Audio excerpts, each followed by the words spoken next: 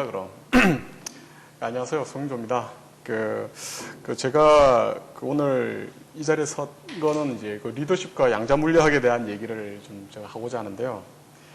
사실 제가 어제 요즘 최근 잠을 잘 못 잤습니다. 좀 긴장이 많이 돼가지고, 한 20년 된 것 같습니다. 이제 물리학 가지고서 떠드는 게 길게는 20년, 한 15년 정도 이렇게 그동안 계속 안 하다가, 이렇게 가서 이제 기억을 다시 떠올리면서 이게 이제 한 일주일 동안 바짝 고생해가지고 만든 겁니다. 그래서 많이 긴장이 사실 됐었고요.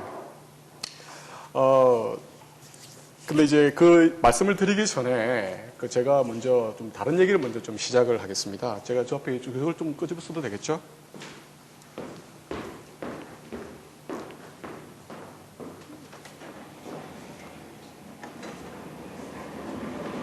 오늘 날씨가 되게 좋았죠. 날씨가 되게 좋은데 이게 보통 장마가 오기 전에 이렇게 굉장히 좋은 날씨가 이런 식으로 이어집니다. 그런데 우리나라 동쪽 태백산맥 동쪽 지역은 날씨가 안 좋아요. 계속 이쪽으로는 비가 막 내리고 있는데 이 비는 장마비가 아니라 그냥 부슬부슬 내리는 부슬비거든요. 근데 이 비가 내리는 이유는 뭐냐면 이쪽에 있는 고기압 때문에 그렇습니다. 이쪽 고기압 바람이 이렇게 이제 이쪽으로 바람이 불면서 바다를 타고 이쪽으로 이제 비구를 만들어서 비가 부슬부슬 내리게 되거든요. 그래서 이쪽에 있는 고냉지 채소가 이제 피해를 많이 보죠. 그러면 장마전선은 어디 있느냐면 이 아래쪽에 이렇게 형성이 되어 있는데 이 장마전선은 뭐냐면 이 아래쪽에 있는 북태평양 고기압이랑 이쪽에 있는 차고 전관 오츠크의 고기압이랑 만나가지고 이게 전선이 형성이 되는 겁니다. 그래서 이놈들이 세력이 강해지게 되면 이놈이 북상을 하게 되고 이제 이쪽 놈이 세력이 강해지면 이쪽으로 내려오게 되는데 우리가 보이는 날씨를 갖다 예보를 한다고 하잖아요. 포캐스트라고 얘기를 하거든요. 근데 이 포캐스트를 갖다 하기 위해서는 굉장히 많은 변수들을 갖다가 집어넣습니다. 굉장히 우리가 자연적으로 관측할 수 있는 굉장히 많은 데이터들을 집어넣어가지고 어떤 기상 예보를 할 수 있는 미분 방정식이 있거든요. 그 방정식에 집어넣어서 우리가 계산을 해내는 거죠. 근데 그 계산을 해내는 것은 뭐가 하냐면 슈퍼컴퓨터가 합니다. 수백억짜리 슈퍼컴퓨터를 들여다가지고서 계산을 하게 되는데, 근데 이런 슈퍼컴퓨터를 가지고서 돌려도 계산을 해도 사실 정확치가 않아요. 그래서 맨날 기상청이 욕먹고 그러지 않습니까? 그런데 많은 변수를 알면 알수록 우리가 그 예보를 갖다가 정확하게 할 수 있을 거다라고 생각을 하지만 사실은 우리는 이러한 어떤 자연에 대한 어떤 변수들을 사실은 잘 몰라요. 많이 한다고 슈퍼컴퓨터를 막 들여다 놔도 그리고 많은 어떤 변수를 찾았다 손 치더라도 우리가 정확하게 자연을 갖다가 예측한다라는 것은 예보를 낸다라는 것은 그래서 어찌 보면 불가능에 가까운 겁니다. 그런데 사람들이 왜 우리가 이렇게 수백억짜리 국민 세금을 들여서 슈퍼컴퓨터를 들여다 놓고 그랬는데도 불구하고 왜 못 맞추느냐. 예보를 낸 사람 입장에서도 굉장히 당혹스럽고 예보를 받는 사람 입장에서도 굉장히 당혹스럽습니다. 근데 저는 이러한 어떤 현상을 보더라도 저는 결코 탓하지 않습니다. 이건 알 수가 없는 거다라고 저는 그냥 아예 그렇게 알고 있기 때문에 그렇습니다. 그런데 이러한 고기압과 고기압, 그다음 기상 예보를 갖다 이렇게 하는 데 있어서 이 분야는 뭐냐면 물리학에 있어서는 클래시컬 미케닉스 분야입니다. 소위 고전 물리학이라고 불려지는 영역이라는 거죠. 다 이런 어떤 미분 방식이나 이런 것들을 보면 뉴턴이 사실은 이론 체계를 갖다 정립한 어떤 고전 물리학의 세계라는 것이죠. 이러한 어떤 고전 물리의 세계, 우리가 눈으로 보여지고 있는 이러한 어떤 고전 물리학의 세계에서조차도 우리가 찾지 못하는 굉장히 많은 어떤 숨은 변수들이 많이 있다라고 하는 겁니다. 눈에 보이는 것조차도. 그런데 눈에 보이지 않는 분야는 어떻게 하겠습니까? 자, 이거는 이제 제가 서두를 갖다 이렇게 끄집어냈는데요. 제가 말씀을 드리고자 하는 것은 이와 관련된 것은 제가 좀 더 나중에 말씀을 드리도록 하겠습니다. 다시 B를 누르면 되나요? 네.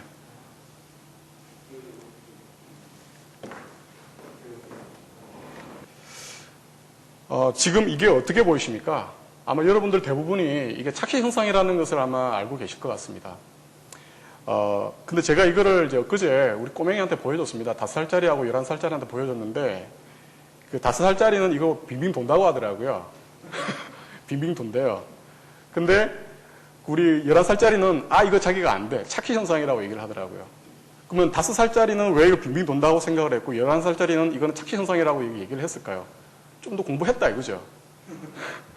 저는 지금 우리 리더십과 양자 물리학에 있어서 최 박사님이 그동안 강의를 해주셨던 게 이런 5살짜리의 시각에서 11살짜리 시각으로 업그레이드를 갖다가 해주는 어떤 시도였지 않았나라는 그런 생각을 제가 하게 되었었습니다. 자, 어떻게 보십니까? 저는 움직이게 보였어요. 움직이게 보이지만 실제로는 안 움직입니다. 예. 예. 그러니까 눈으로 보이는 거를 무조건 믿지 마세요. 제가 오늘 던지고자 하는 메시지가 바로 그겁니다. 눈으로 보이는 거는 보다 진실이 아닐 수 있다는 겁니다. 이제 그 메시지를 제가 던지고 싶은 거고, 최 박사님이 그동안 계속 말씀하셨던 것은 눈에 보이는 것이 다가 아니다. 근데 맞나요, 그게? 그런 메시지가 담겨져 있는 그림입니다. 그러면 이제 제가 쭉 강의를 하기 전에 목차에 대해서 좀 말씀을 드리겠는데요. 도대체 그 리더십과 양자 물리학이 무슨 관계가 있는지 좀 살펴보기 전에 그동안 최 박사님이 강의를 진행을 하시면서 물리학, 그리고 양자 물리학이 언급된 부분들을 한번 살펴보겠습니다. 그리고 양자로 바로 들어가기 전에 양자론이 설명하고 있는 어떤 고전, 물리학에 대한 세계를 이해를 해야 되거든요. 우리가 양자론은 우리가 대학교 3학년, 4학년 때 과정에 배웁니다. 근데 그 전에 우리가 클래시컬 미케닉스라든지 어떤 수학에 대한 가장 기초적인 이론을 먼저 배우지 않으면 소위 양자 물리학의 세계는 도무지 이해할 수 없는, 그리고 허황한 어떤 공상과학의 세계로밖에는 생각이 들 수밖에 없는 거거든요. 제가 지금 이 자리에 선 것은 소위 제가 과학자로서 여러분들에게 어떤 허황한 어떤 공상과학을 갖다가 얘기를 하려는 것이 아니라 이것이 굉장히 어떤 굉장히 과학적인 진실이 포함되어 있다는 것을 객관적으로 알려드리기 위해서 제가 이 자리에 섰기 때문에 그걸 알려드리기 위해서는 굉장히 짧은 시간이긴 하지만 어떤 물리학에 대한 어떤 가장 기본적인 어떤 이론들에 대해서 제가 먼저 말씀을 드리고 진행을 해야 될 것 같습니다. 그래서 어떤 물리학, 그 다음에 이제 뉴턴으로 비롯되는 어떤 물리학, 그 다음에 뉴턴을 넘어서는 아인슈타인은 어떻게 그 뉴턴을 극복했는지, 그 다음에 아인슈타인이 가지고 우리가 얘기했었던 상대성 이론이라는 것은 무엇인지, 그리고 상대성 이론이 남겨져 있는 의미는 무엇이고, 그 다음에 아인슈타인과 그때 1920년도에 이제 양자 물리학이 또 대답하게 되는데, 그럼 양자 물리학을 두고서 아인슈타인이 바라보는 관점과 또 다른 어떤 사람들이 가지고 있는 관점들이 어떠한 해석을 두고 분분하게 얘기를 많이 하고 있는지를 갖다 살펴보게 될 거고, 그 다음에 양자 물리학이 보여주고 있는 어떤 현상들, 그리고 그 현상들이 보여주고 있는 메시지는 무엇인지, 그 다음에 그런 메시지가 지금 우리 본 강좌, 리더십 강좌에서 어떠한 어떤 관계를 가지고 있고, 그 다음에 이제 우리가 소위 이제 조직의 성과를 낼 때 어떠한 이것들을 작용을 하게 될지에 대해서 쭉 한번 살펴보도록 하겠습니다. 지금 우리가 리더십 교육을 지난 상반기 동안 쭉 배웠는데요. 리더십은 지금 보는 바와 저런 관계가 있습니다. 지금 우리가 김은 단장님이 오시고 난 이후에 계속적으로 시리즈로 진행이 되고 있는데 그 궁극적인 이유는 조직의 성과를 높이기 위해서라는 거거든요. 먼저 외부 환경이 있고 조직이 있고 그 조직은 그 조직의 어떤 가치를 높이기 위한 어떤 목적이 있는 겁니다. 메리타크시라고 그러죠. 성과주의. 그 성과주의가 어떤 조직에 내재된 아주 고유한 속성이라는 겁니다. 그 조직은 성과를 내기 위해서 만들어져 있다는 겁니다. 근데 그 조직은 어떻게 구성이 되어 있냐면 비전과 전략, 시스템 스트럭처 프로세스, 그 다음에 인재와 리더십으로 구성이 되어 있다는 겁니다. 비전과 전략이나 구조 시스템 프로세스는 조직의 상부 구조를 형성을 하고 있다는 거고, 인재와 팀 리더십은 조직의 하부 구조를 갖다가 이루고 있는데, 가장 중요한 것은, 물론 다 중요합니다만은, 중요한 것은 인재와 팀 리더십이 가장 중요하다는 겁니다. 뭐냐면 사람이 가장 중요하다는 거죠. 비전이나 전략이나 구조 시스템 프로세스도 아무리 잘 만들어 놔도 사람이 제대로 이해를 하지 못하고 운영을 하지 못하면 그것 자체는 아무런 의미가 없다는 것입니다. 그래서 우리가 저작년 이후부터 계속 배웠던 것은 어떤 비전론이나 전략론, 그 다음에 시스템, 역량관리 시스템이라든지 성과관리 이런 걸 좀 배웠었습니다. 이것보다도 사람이 가장 중요하다. 그래서 우리가 지난 상반기 동안 배웠던 것은 바로 사람에 대한 얘기를 했었던 거죠. 그러면 사람에 대한 이해를 해야 되는데 그 사람은 뭐냐? 사람이라는 것은 어떤 육신을 가지고 있는 육신 덩어리뿐만 아니라 어떤 영혼을 가지고 있는 어떤 마음도 있고 영혼도 있다라는 거죠. 그럼 그 사람은 내가 가지고 있는 어떤 표면적인 어떤 태도를 갖다 보기 위해서는 그 사람이 가지고 있는 어떤 심연의 모습, 마음을 갖다 이해를 해야 되는데 그 마음이라는 것은 어떤 의식과 무의식으로 나뉘어질 수가 있다라는 거죠. 의식과 무의식의 세계를 갖다 이해를 갖다가 하는데 이에 대한 어떤 이해를 하는 분야는 심리학이라는 겁니다. 그러면 심리학에 갖다가 이제 예를 드시면서 나왔던 사람들이 이제 칼 융과 프로이드 같은 사람들이라는 거죠. 근데 이 칼 융과 프로이드는 굉장히 극명한 차이점이 있습니다. 제가 보기에는, 제 관점에서 봤을 때는 칼 융과 프로이드는 굉장히 큰 차이가 있었습니다. 이 사람들의 큰 차이점은 뭐냐면 바로 시간과 공간에 대한 해석의 차이였습니다. 프로이드가 생각하고 있는 시공간과 유형이 생각하고 있는 시공간은 굉장히 큰 차이점이 있었다라는 거죠. 근데 바로 이 시공간의 차이는, 이 시공간의 개념은 사실 물리학에서 굉장히 연구가 많이 되고 있었다라는 겁니다. 물리학의 발전이라는 것은 시공간을 어떻게 보느냐에 따라서 달라진다라는 겁니다. 뉴턴이 바라보고 있는 시공간과 아인슈타인이 바라보고 있는 시공간과 양자론의 세계에서 바라보고 있는 시공간은 굉장히 많이 다르다라는 겁니다. 제가 보기에는 이러한 어떤 그 과학적인 어떤 세계관이 바뀌게 되면서 어떤 사회과학적인 것이라든지 심리라든지 영향을 주고받지 않았나라는 그런 생각을 제가 하게 되었습니다. 그래서 제가 이제 이 자리에 서게 되었고, 그래서 우리가 그동안 쭉 이렇게 우리 그 최 박사님의 강의에서 그 나왔던 얘기들이 이제 쭉 한번 살펴보게 되면은요, 이렇습니다. 그 1강, 5강, 2강, 4강에서 이런 얘기들이 쭉 나오죠. 그 1세대 경영학은 미케니컬 시스템, 2세대 경영학은 오게닉 시스템, 3세대 경영학은 홀로그래픽 시스템, 소위 어떤 동시성이라든지, 그리고 어떤 비국소성, 뭐 양자론에서 얘기하고 있는 그런 얘기들을 지금 하고 있습니다. 그 다음에 실제라는 무엇인가, 실제에 대한 얘기를 갖다 나누고 있거든요. 그 실제라는 것은 어떤 스페이스와 타임, 그 다음에 어떤 물질과 정보에 대한 어떤 뭐 교환, 에너지, 이런 얘기를 말씀하셨고, 그 다음에 어떤 양자적인 변화에 대해서도 이렇게 4강에서 말씀을 하셨습니다. 그러니까 양자 이론을 이해하려면 인간이 지각하고 있는 세계가 매우 특수한 현상이라는 사실을 먼저 인정해야 된다는 전제하에서 말씀을 하셨었고요.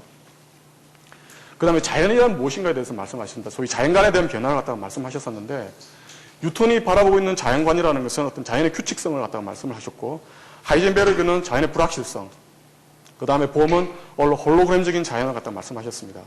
그래서 우리가 보고 있는 이 자연이라는 것은 겉으로는 과학적인 규칙성을 나타내고 있지만, 분자와 원자의 세계에서는 매우 불확실하고, 특히 양자의 세계에서는 뭐 아주 그 홀로그램적인 어떤 특성으로 상호 연결되어 있다라고 이렇게 말씀하셨습니다. 그리고 우리가 이제 어디까지 알고 있는가 12강에서 말씀을 하셨고요. 14강은 이제 뭐 양자 물리학과보다는 제가 굉장히 이렇게 좋게 받아들였기 때문에 한번 써봤는데, 인간에 대한 올바른 전제 없이는 올바른 리더십이 불가능합니다. 올바른 전제에 기초했을 때 리더십에 관한 기법들이 길어서 큰 힘을 발휘하게 됩니다. 라고 말씀하셨습니다. 저는 이 문구가 굉장히 마음에 많이 들더라고요. 그래서 이제 제가 이제 이 자리에 서게 되었습니다. 그래서 쭉 이렇게 제가 연관관계를 쭉 말씀을 드렸는데 잘 이해가 되셨는지 모르겠습니다. 이제 제가 이제 양자론으로 이제 좀 설명을 좀 해야 되는데, 제가 이 자리에 섰다고 해가지고 제가 뭐 양자로 대한 대가라든지 뭐 물리학에 대한 대가라든지 절대 그렇지 않습니다. 제가 지금 이렇게 말씀을 드리는 이렇게 지금 하는 것은 제가 이제 대학교 4학년 때 학부 때 배운 거, 그 다음에 대학원 한 2년 동안 배웠던 것들과 그동안 틈틈이 읽었었던 책을 보고서 강의를 들었던 것들을 요약 정리한 겁니다. 그래서 상당히 제가 뭐 아주 대가이기 때문에 이 자리에 선 것은 아니라고 지금 말씀을 드리고, 오히려 대가는 이제 오박사님이 훨씬 더 대가시죠. 예. 그래서 양자로 먼저 들어가기 전에 그 물리학에 대한 이해를 좀 해야 될 것 같은데, 그 물리학에 대한 이해를 하기 전에 물리학에 대한 목적이 뭐냐? 물리학의 목적은 우리가 자연을 이해를 하는 거거든요. 물리학 목적은 굉장히 심플합니다. 자연을 이해를 하는 겁니다. 그럼 자연이 뭐냐라는 거죠. 자연의 구성을 한번 봐야 되는데, 자연의 구성은 자연의 현상입니다. 예, 자연의 현상입니다. 예, 자연의 현상입니다. 근데 자연의 현상이 나타나는 것은 어떤 자연을 이루고 있는 물질과 물질 간의 어떤 인터릴레이션, 그러니까 어떤 상호작용에 의해서 자연을 이해를 하게 되는 거거든요. 그러면 자연은 소위 파티클, 어떤 뭐 이제 파티클이라는 것이 있고, 파티클과 파티클 간의 어떤 상호작용이 이게 다거든요. 그러면 이제 우리가 봐야 되는 것이 도대체 파티클 이거는 뭐냐? 파티클은 무엇이고, 그 다음에 파티클과 파티클 간에 이루고 있는 상호작용은 뭐냐라는 겁니다. 제가 이걸 던졌지 않습니까? 지금 그 펜이 떨어졌습니다. 이놈이 가지고 있는 물질과 그 다음에 이놈을 끌어당기고 있는 이 지구라는 놈이 상호작용을 하고 있는 거거든요. 그러면 내가 이거 던진 이 물질과 지구가 끌어당기고 있는 것이 뭐냐라는 겁니다. 그래서 밝혀진 것이, 그것은 중력이다라는 겁니다. 중력이 이것을 끌어당기고 있다라는 거죠. 뉴턴이 이거 갖다가 정리를 갖다가 쭉 해버리게 된 겁니다. 그리고 이러한 끌어당기게 된 지구가 이런 물질을 끌어당기는 거, 그러니까 물질과 물질 간의 어떤 릴레이션십을 갖다가 우리가 연구를 하는 것을 소위 역학이라고 얘기를 하고 있습니다. 그래서 물리학에는 크게 이제 세 가지 정도의 역학이 존재합니다. 이제 소위 고전 역학이 있고요, 양자 역학이 있고, 통계 역학이 있습니다. 근데 고전 역학은 이제 뉴턴이 얘기하고 있는 물리학, 역학과 그 다음에 맥스웰의 전자기 이론이 있습니다. 그다음에 이제 아인슈타인이 이제 이걸 갖다 일반화시킨 이제 상대성 이론이 있고요. 이제 이런 것들을 되게 이제 클래시컬 미케닉스라고 얘기를 하고 있고, 이 클래시컬 고전이라고 얘기를 하는 것은 우리가 노자, 맹자, 공자 그것과 얘기하는 고전과 똑같은 맥락입니다. 그 고전과 이 고전은 똑같은 겁니다. 그리고 이제 양자역학이 있습니다. 양자역학은 서브애토믹, 그러니까 어떤 아원자 세계에서 일어나고 있는 물질 간의 상호작용에 대한 얘기를 갖다 하고 있는 것이죠. 통계역학은 일일이 모든 것을 다 여기서 다 설명드릴 수 없음을 좀 양해해 주시기 바랍니다. 그러면 그 고전역학으로 이해되는 세계가 이제 뭐냐라는 겁니다.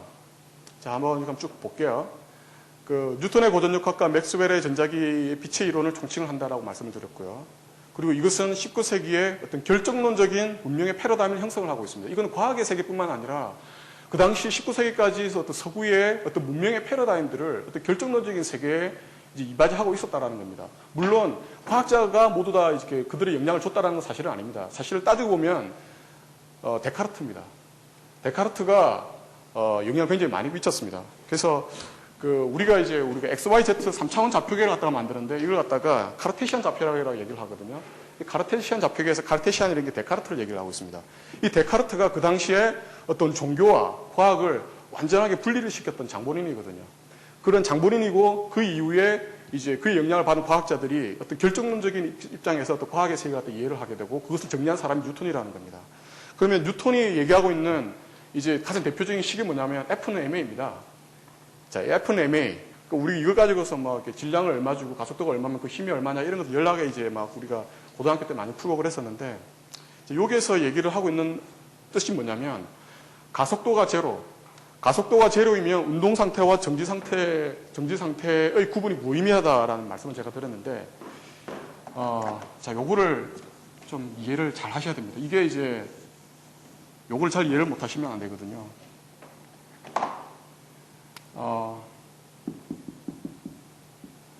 이거 가속도거든요. 가속도는 뭐냐면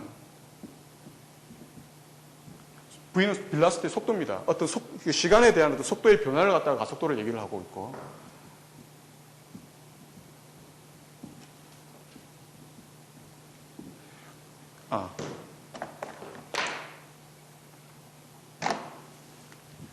그럼 속도는 뭐냐? 속도는 어떤 시간에 대한 어떤 거리의 변화가 속도라는 겁니다. 이것에 대해서 또 시간으로 유명한 것을 가속도라고 얘기를 하는데, 만약에 이 A가 제로라는 의미는 V가 0일 수도 있고요. 정지 상태, V가 이제 움직이지 않는 것일 수도 있고, V 자체가 일정할 때, 일정하다는 의미는 내가 초속 10m/s로 달리고 있든지, 100m/s로 달리고 있다라든지, 일정하다라는 거죠. 그러면 내가 속도가 0이거나 일정하거나 이것처럼 10m를 달리건 100m로 달리건 내가 빛의 속도로 똑같이 달리건 간에 똑같습니다.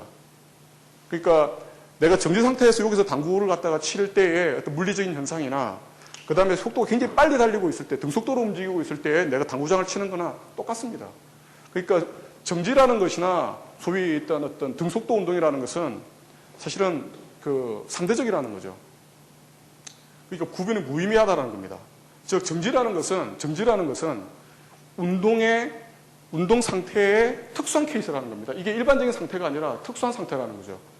정지라는 것은 이게 굉장히 중요한 거예요. 이게 이제 이것이 의미하고 있는 게 화이트헤드라고 있거든요. 화이트헤드가 쓴 저서 중에 Process and Reality라는 어떤 저서가 있는데 굉장히 난해하기로 유명한 책이라고 합니다. 저도 다 읽어보지 못했는데 굉장히 난해하기로 이렇게 어려운 책이에요. 그래서 이 사람은 어떤 진실은 과정 속에 있다라고 얘기를 하고 있습니다.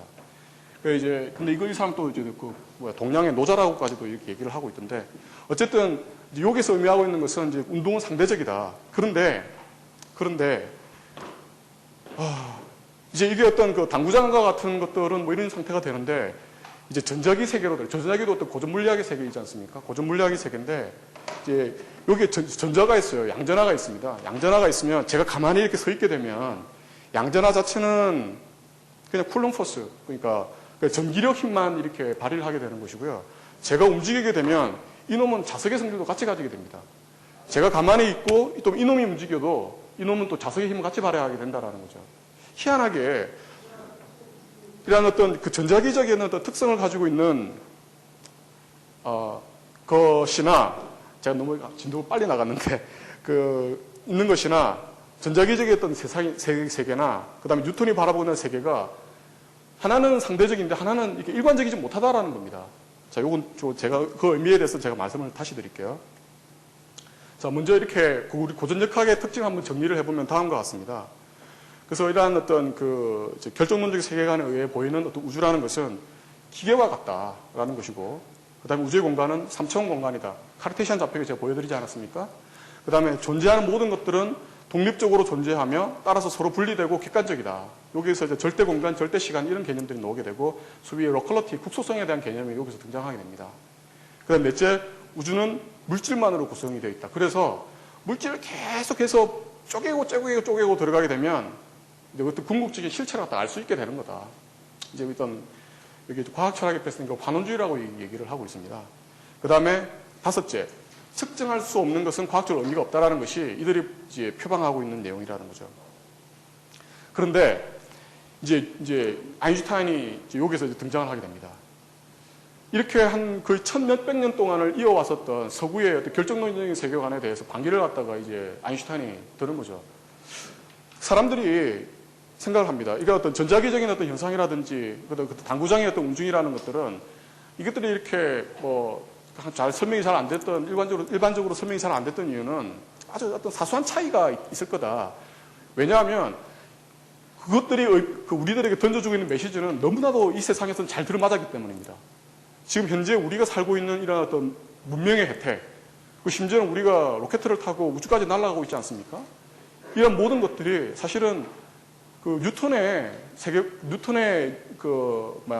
세계에서 다 설명되어질 수 있는 부분입니다. 그렇기 때문에 너무나 아름답고 너무나 심플하고 설명이 다 되는 거죠. 그런데 이러한 어떤 모든 사람들이 다 이거 진리다라고 믿고 있는 이러한 어떤 사실에 대해서 아인슈타인은 아니다. 이거는 기본적으로 틀린 거다라고 얘기를 합니다. 뭐가 기본적으로 틀냐면은 당신들이 생각하고 있는 시공에 대한 개념이 틀린 거다라고 얘기를 하고 있습니다. 이게 이제 아인슈타인이 위대한 부분이라는 거죠. 아인슈타인은 그들이 생각하고 있는 어떤 생각의 패러다임을 갖다가 부정을 하고 나서게 되는 겁니다. 자, 그러면 그 사람, 아인슈타인이 양전하를 두고, 아까 F는 MA, 당구장 얘기를 드렸지 않았습니까? 그거하고 양전하를 두고 가만히 있으면 전기의 힘만 있다가 움직이면 자기의 힘도 생기는데, 이러한 어떤 전기적인 현상은 그러한 어떤 운동의 그것처럼 상대적이 않다라는 말을 갖다 얘기를 하고 있는 겁니다. 이게 무슨 말인지 잘 모르신다면, 잘 모르시겠습니까?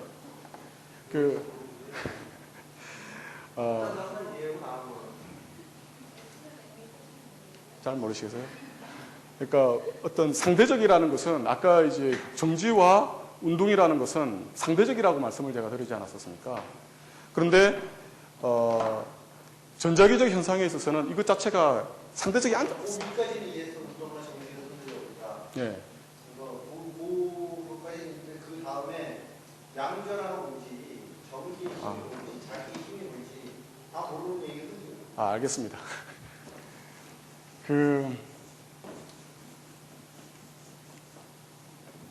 우리가 전기가 통한다고 하지 않습니까? 전기가 통한다라는 의미는 뭐냐면, 전자가 움직이는 거잖아요. 그러니까 우리가 이거 구리선이 이렇게 있습니다. 구리선이 있고, 여기 이제 전압이 걸리죠. V2, V1. 우리가 여기 플러그에다 전압을 꽂으면 이게 전기가 흐르잖아요. 그 전기가 왜 흐르느냐면, 어떤 도체만 전기가 흐르잖아요. 부도체는 전기가 안 흐르죠. 근데 도체가 전기가 흐르는 이유는 도체 외곽에는 어떤 자유전자라는 게 있습니다. 이놈은 어떤 이렇게 기울이게 되면 이것도 흘러요. 전자가. 흐르게 되는데 전자가 흐르게 되면 전기가 발생한다고 얘기합니다. 전자가 흐르는 것을 전기라고 얘기를 합니다. 그런데 전자가 가만히 있을 수도 있습니다.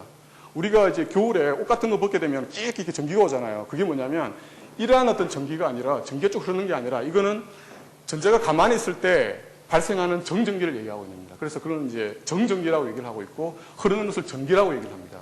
그래서 이렇게 이놈이 가만히 있을 때는 전기적인 어떤 힘만 있다가 이놈이 움직이게 되면 이놈은 자석의 힘도 같이 가지게 된다라는 겁니다.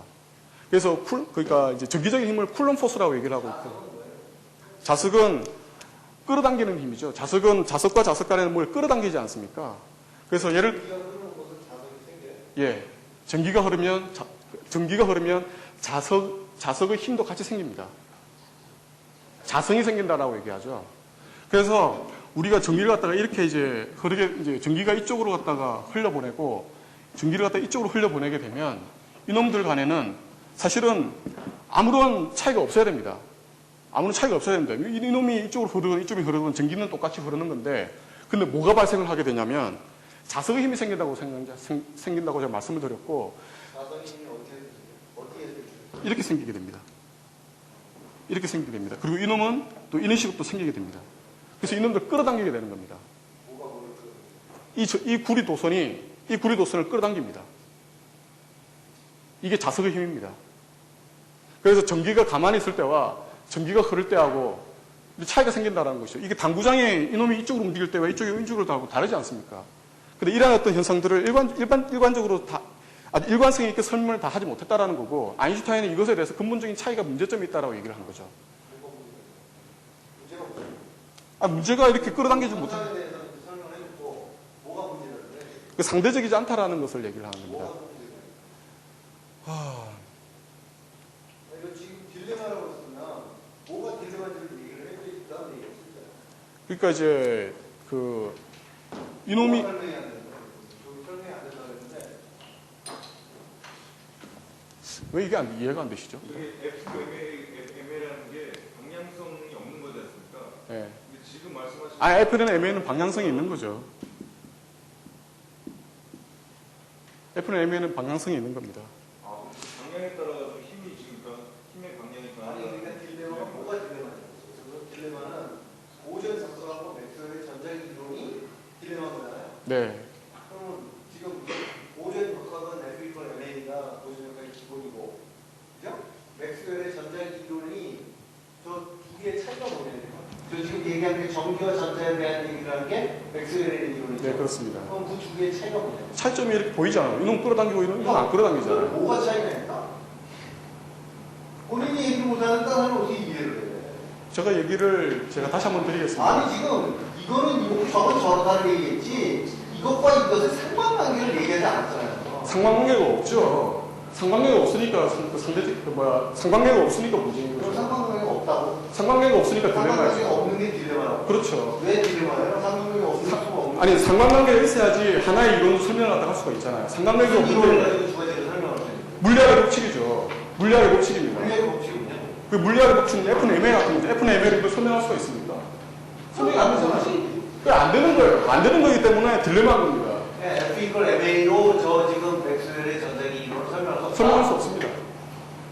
그러니까 모든 것이 동일하게 다 설명이 돼야 돼요. 설명이 돼야 됩니다. 그게 목적입니다. 그래서 아인슈타인이 얘기를 하고 있는 게 제가 굉장히 좀 앞으로 더 나가야 되는데 자연의 아까 제가 물질과 물질 간에 힘이 작용한다고 얘기하지 않았습니까? 물질과 물질이 힘이 작용하는데 그 힘이 뭐가 있냐면 크게 네 가지 있습니다. 어떤 중력이 있고요. 그 다음에 어떤 전자기력이 있고요. 물리학의 기본은 물질과 물질 간의 힘이 작용하는 것이다. 아니, 그러니까 물리학이 목적은 자연현상을 갖다 파악을 하는 거라고 말씀드렸고, 자연현상은 물질과 물질 간의 힘을 갖다 상관관계를 갖다 이해를 하는 거고, 그 물질과 물질 간의 상관관계 힘을 갖다가 파악을 역학이라고 얘기를 했습니다. 그럼 역학을 갖다가 하나의 이론으로 설명을 갖다가 하고자 하는 것이 계속 물리학의 트렌드고 방향성이라는 겁니다. 그래서 지금 계속 얘기하고 있는 게 하나의 이론으로 이러한 어떤 상호관계를 갖다가 구명을 하고자 하는 것이 대통령장인 겁니다. TOE. 힘의 이론이요? 힘의 이론입니다. 힘의 이론. 자, 여기 떨어지는 게 중력이지 않습니까? 중력이 있습니다. 물질사에 작용하는 힘이잖아요. 예. 이게 끌어당기는 거. 예, 그렇죠. 그리고 이제 똑같이 끌어당기지만 어떤 정기적인 힘도 있죠. 이거는 뭘 끌어당겨요? 전자기력이라는 힘으로 끌어당기는 거잖아요. 뭐가 뭘 끌어당기는 거예요? 모르시면 전자가 움직이는 거라고 얘기했잖아요. 그러니까 전자가 움직이면 힘이 생긴다고 말씀드렸잖아요. 전자가 움직이면 전기가 생기게 되고 전기가 생긴다는 의미는 동시에 자석의 힘이 생긴다고 제가 말씀드렸지 않습니까? 자석의 힘이 생기기 때문에 이놈하고 이놈이 끌어당긴다고 제가 말씀드렸잖아요. 그러니까 그 물질과 물질 간의 힘에 대해서 전자기력은 그렇게 설명이 되는 겁니다. 나중에 또 뒤에서 제가 설명을 드리겠지만 이 당시에는 그 어떤 원자 세계가 아직 규명이 안 돼서 안 되어 그래서 있었어요. 그거는 수식으로 어떻게 표현해요? 수식명 저 까먹었는데요. 요거는 그 아주 수식이 똑똑해서 네 가지 그 식이 있습니다. 뭐 호박사님 생각이 나실지 모르겠는데 저는 지금 까먹었거든요. 어쨌든 힘이 있어요. 그게 그뭐 저를 탓하지는 마세요. 어쨌든 힘이 있고요. 그 다음에 양력이라는 것도 있어요. 양력도 표현하는 힘이 있고요. 또 강력이라는 것도 있어요. 그 강력이 그 의미해주는 그 수식도 있습니다. 나는 대충 이제 무슨 소리를 하는지 이해가 되고 다른 다 이해되시죠? 이해되지 않는지 잡아보고 단장님이 이해가 되셨으면 다른 사람 다 이해가 됐다고 생각합니다. 여기 강의하기 되기 힘들어요. 잠깐 내가 이해한 바를 잠깐만 설명드리면 그 보존 역학이라는 거와 그리고 지금 딜레마 우리 김 박사님이 지금 의문을 갖고 있는 거는 내가 예전에 가지고 있는 거 비슷한 거 같아서 뭐냐면 이제 보존 역학 내에서 보존 역학으로만 설명할 수 없는 자연 현상이 생겨난 거예요. 우리가 발견된 거예요. 그래서 설명될 수 없는 딜레마가 생겼다는 말이에요. 지금 그게 뭐냐고 지금 물어보구나? 교사님 제가 말씀드릴게요. 왜냐하면 지금 선생님이 얘기하는 것 자체가 그 뒤중에서 결론을 들어가고 버프이라고 때문에 헷갈리신 거예요. 원래는 그 뉴턴의 그 역학하고 그 맥스웰의 전자기 이론 사이에 그러니까 뉴턴의 이론이 먼저 나왔고 맥스웰 이론이 나중에 나왔는데 나중에 나온 이론은 먼저 그걸 갖다가 잘 포괄해야 됩니다. 포괄해야 되는데 둘 사이에 문제점이 생겼어요. 그러니까 뉴턴 이론 갖고서 맥스웰 이론 쪽에 적용을 하다 보니까 문제가 생긴 거죠. 그럼 설명이 안 되는 거예요. 뉴턴의 이론하고 맥스웰이 설명이 안 그 돼요. 이론 사이에 모순이 발생한 거예요. 그러니까 맥스웰이 발견한 현상을 뉴턴의 이론을 가지고 설명이 안 되고 맥스웰이 또 다른 현상을 보고 자기 나름대로 이론을 만드는데 그거에 뉴턴의 이론을 포괄하지 못하고 지금 그런 거를 얘기하는 거잖아요. 그러니까 본질적으로 뉴턴 이론은 그 물질에 대해서 얘기하는 거고 맥스웰 이론은 정확하게 얘기하고 파동에 대해서 얘기하는 겁니다. 이 두 현상은 완전히 그 자연현상에서 그 당시 사람들은 별도의 현상으로 보고 있었어요. 그래서 이 두 개가 저기 출로처럼 이게 그 각자 이렇게 가는 길로 갔거든요. 그렇게 봤는데 나중에 이것이 합치지긴 하지만 지금 아인슈타인 쪽 얘기는 그쪽 얘기는 아니고요. 그 맥스웰 이론에 의하면 이 사람이 전자기 현상을 완성을 하면서 낸 결론이 뭔가 하면 전자기 현상에서 전자기 파가 나온다라고 얘기했었거든요. 그래서 우리가 지금 뭐 휴대폰 쓴다든지 뭐 휴대폰 라디오 파 쓰는 모든 그 파가 이 사람 이론에서 다 나온 겁니다. 근데 이 이론에 의하면은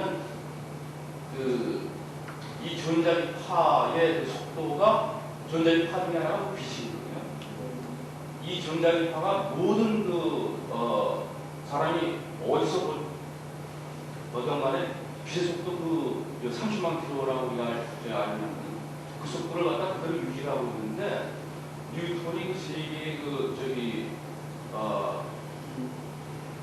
그걸 냈어요.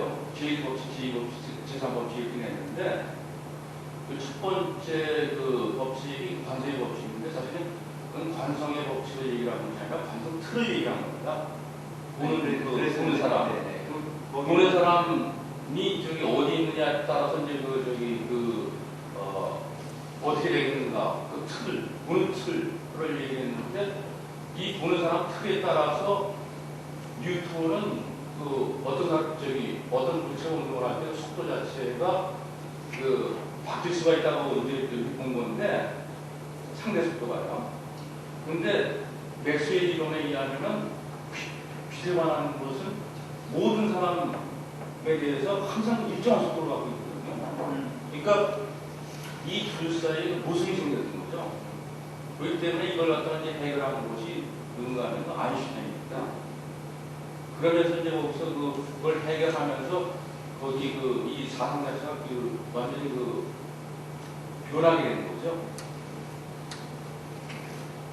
예. 만약에 원하신다면요, 언제 발표를 지금 갑자기 그래서 계속 진행을 하겠습니다. 나중에 시간이 되시면 노바스님께도 한번 말씀드렸으면 좋겠고요. 시간이 좀 많이 지났는데, 그래서 이런 아인슈타인이라는 어떤 고정물리학이 가지고 있는 어떤 딜레마에 대해서 시공에 대한 어떤 개념 자체를 그들이 잘못 이해를 하고 있다라고 얘기를 했습니다. 그래서 이 사람이 이제 소위 상대성 이론 갖다 얘기를 하게 되는데, 제가 이 짧은 시간에 상대성 이론을 다 말씀을 제가 다 드리지는 못할 것 같고, 일단 그 차이점에 대해서 핵심적인 것만 말씀을 좀 드리겠습니다. 아인슈타인은 이렇게 움직이고 있는 물체에 대해서 길을 갖다가 한번 재보자는 시도를 했습니다.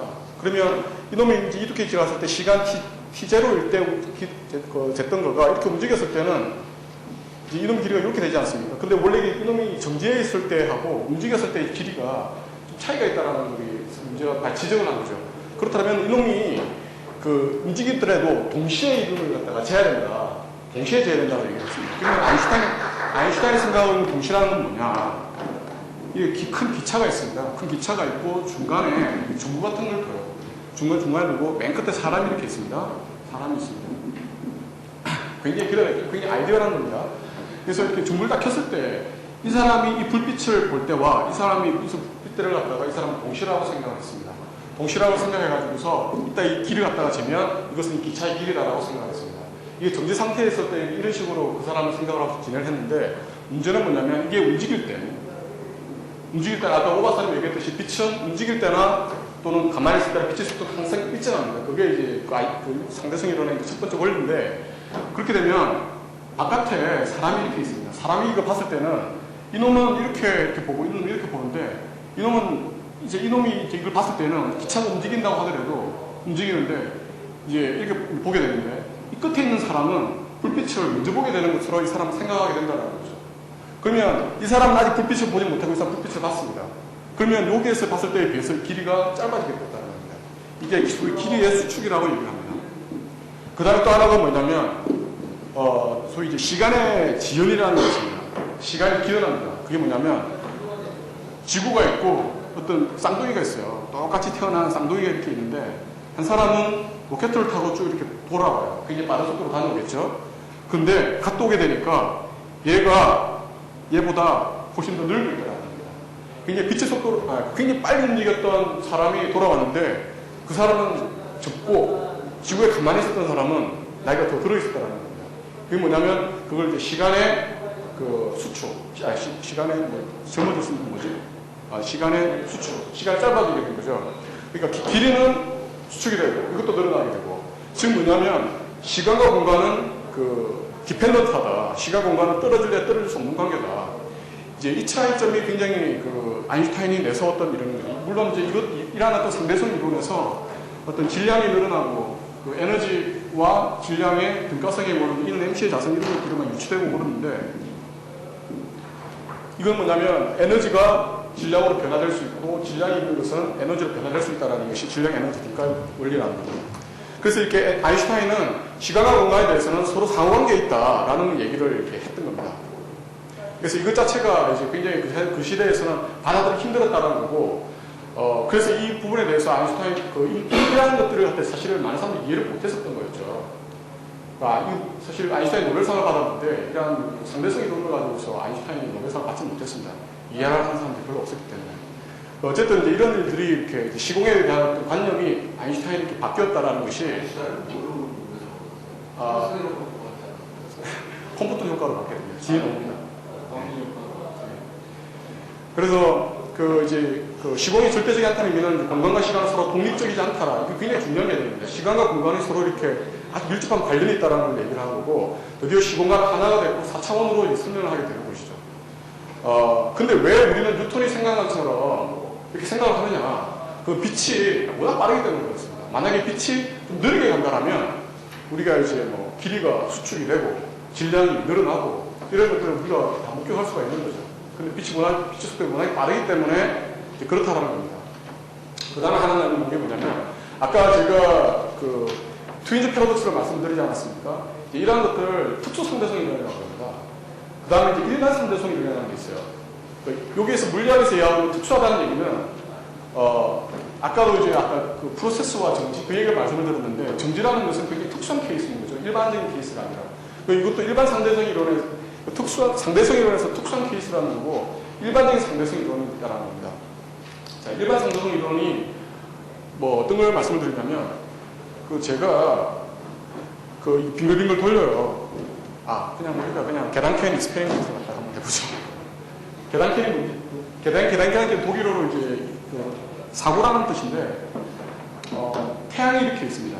태양의 주변에는 지구가 돌고 있죠. 돌고 있습니다. 그래서 뉴턴과 아인슈타인에 대한 생각의 차이를 제가 말씀드리는 겁니다. 굉장히 중요한 겁니다. 만약에 이제 우리가 뉴턴은 태양과 지구는 중력이라는 끈으로 연결되어 있는 거죠. 그 다음에 원심력에서 이제 90력과 원심력 이것 자체가 나가지 못하고 계속 빙글빙글 돈다라고 얘기를 하고 있는데, 그러면 뉴턴의 생각은 만약에 이걸 딱 끊어버리게 되면 어떻게 되겠습니까? 유정 씨. 예, 튕겨 나갈 것 같습니다. 튕겨 나갈 것 같죠? 예. 맞습니다. 튕겨 나갈 거라고 모든 사람들이 다 그렇게 생각합니다. 그게 이제 우리가 바라보는. 그런데 아인슈타인 생각은 달랐습니다. 튕겨져 나가지만 지구의 거리는 약 8분 19초의 차가 있습니다. 그 빛이 태양이 우리 주변에 떠올랐을 때 지구에 도달하는 데까지는 약 8분 19초의 시간의 갭이 있습니다. 시간의 갭이 있는데, 이거 끊어버리면 8분 19초 뭐 필요 없다, 바로 없어질 거다, 이놈은 바로 우주의 미아가 될 거다라고 생각하는 겁니다. 그런데 아인슈타인 같은 경우는 그게 아니라 이 태양이 여기 오는 동양 중력이라는 어떤 웨이브가 있다라는 거죠. 그래서 이 중력이 이놈에게 영향을 미치는 것도 빛의 8분 19초와 동일하다고 보는 겁니다. 순식간에 이 태양이 없어진다고 하더라도 태양이 없어진 존재를 갖다가 지구 사람이 아는 것은 8분 19초 이후에나 알게 된다는 겁니다. 그렇기 때문에 바로 이놈이 떨어져 나가는 것이 아니라 없어지고 8분 19초 이후에 이놈은 서서히 이제 우주의 미학을 하는 거죠. 뉴턴의 생각과 아인슈타인 생각은 이렇게 달랐습니다. 그 차이가 아시는 분들은 8분 19초가 떨어져 있다는 것은 그만큼 거리가 멀리가 떨어지는 것이고, 결국은 중력이 없어지면 지구가 지 멋대로 돌아간다는 거에 대해서 똑같은 얘기는 뭐 차이가 없네요. 그게 다르다고 얘기했죠. 예. 태양이 이렇게 있고 지구가 이렇게 있지 않습니까? 예를 들어서 제가 이렇게 막 어떤 다윗이 골리앗을 때릴 때 발톱 헤매짓을 하잖아요. 그럼 내가 돌을 갖다가 쥐고 막 흔들지 않습니까? 그러면 내가 여기 놈을 가지고 있는 시간에 또 시간은 동시라는 거죠. 그 똑같은 시간대에 적용을 하고 있기 때문에 이걸 뚝 잘라면 뚝 떨어지는 건 맞거든요. 그리고 그것이 지구와 태양 간의 관계도 똑같다라고 생각하는 겁니다. 약 한 200만 광년의 안드로메다 성운 이런 것들이 있습니다. 이놈하고 이놈이 이놈을 빛을 갖다가 바라보게 되는데, 뉴턴은 이건 200만 년의 빛이 아니다, 이건 갑자기 동시에 보고 있는 거다라고 생각을 하는 거죠. 근데 과학의 사실은 뭡니까? 이게 빛의 속도 200만 년, 우리가 보고 있는 그 안드로메다 성운은 200만 년 전의 빛이다라는 거죠. 빛의 속도가 있을 거지. 그렇죠. 200만 년 전의 빛이다라는 거예요. 그래서 태양과 지구의 관계도 빛의 속도가 8분 19초. 뉴턴은 빛의 속도를 몰랐다는 거고, 아인슈타인은 빛의 속도를 알았다. 동일하게 생각하는 거죠. 동일하게. 그러니까 이놈이 이쪽에서 쏘아오는 빛이 실제 타임이 이놈이 보내주고 있는 시간과 이놈이 보고 있는 시간과 동일하다고 생각하는 거죠.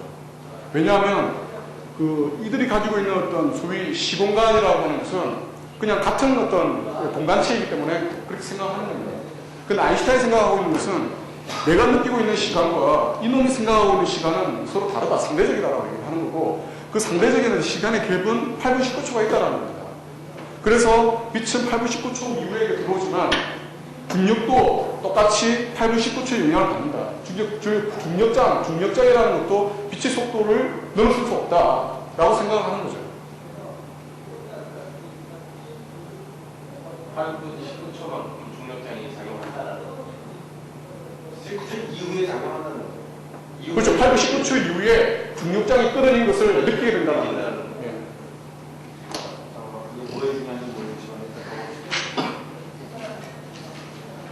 그래서 이제 아인슈타인이 그 남긴 이제 업적은 그러한 어떤 그 시대의 어떤 문명의 패러다임의 어떤 시공간에 대한 생각을 많이 바꾸게 됐다라는 거고, 그리고 이제 이 사람은 이제 소위 그 만물의 이론이라는 TOE를 갖다가 구상을 하게 되는 겁니다.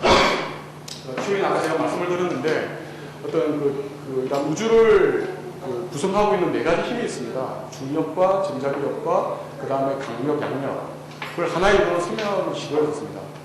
그런데 이러한 그 아원자 세계, 원자 세계에서의 구성적인 강력과 양력을 이 사람은 도저히 설명할 수가 없었던 거죠. 그런데 이제 이때 젊은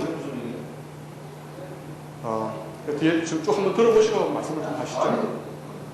무슨 말인지 자체가 이해가 안 되는데 그런 말이에요. 네, 알겠습니다. 그러면 지금 강력과 양력이 이해가 안 되시는 거잖아요. 아니 지금 지속적으로 이렇게 설명을 계속 하지만 계속 문제가 그 자연을 구성하는 어떤 관계를 갖다가 이제 연구를 한다라고 하지 않았습니까? 그러면 그 관계는 뭐냐면 힘으로 표현이 된다라고 얘기했고, 자연에 네 가지 힘이 있다라고 말씀드렸습니다. 그래서 또 중력이 이제 그런 관계에 있다라고 말씀을 제가 드렸고요. 그 다음에 맥스웰을 제가 자세하게 설명은 안 드렸지만 맥스웰의 전자기력이 있다라는 것도 알게 됐습니다.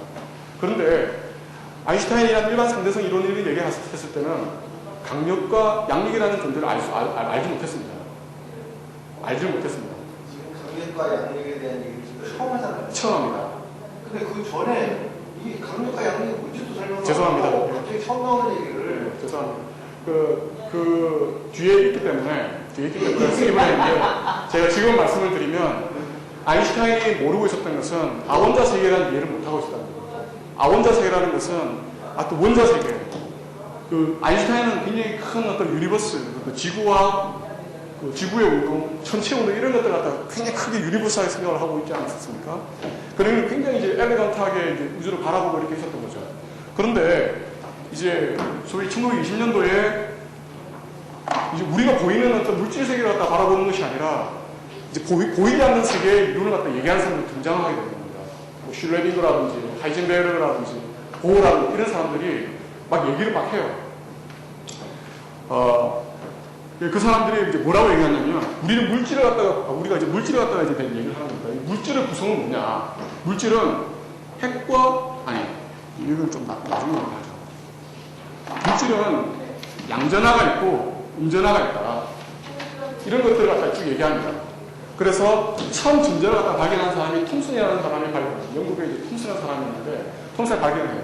그 당시에 물질을 구성하고 있었던 그 세계는, 톰슨이 생각하고 있었던 그 물질의 세계는 이렇습니다.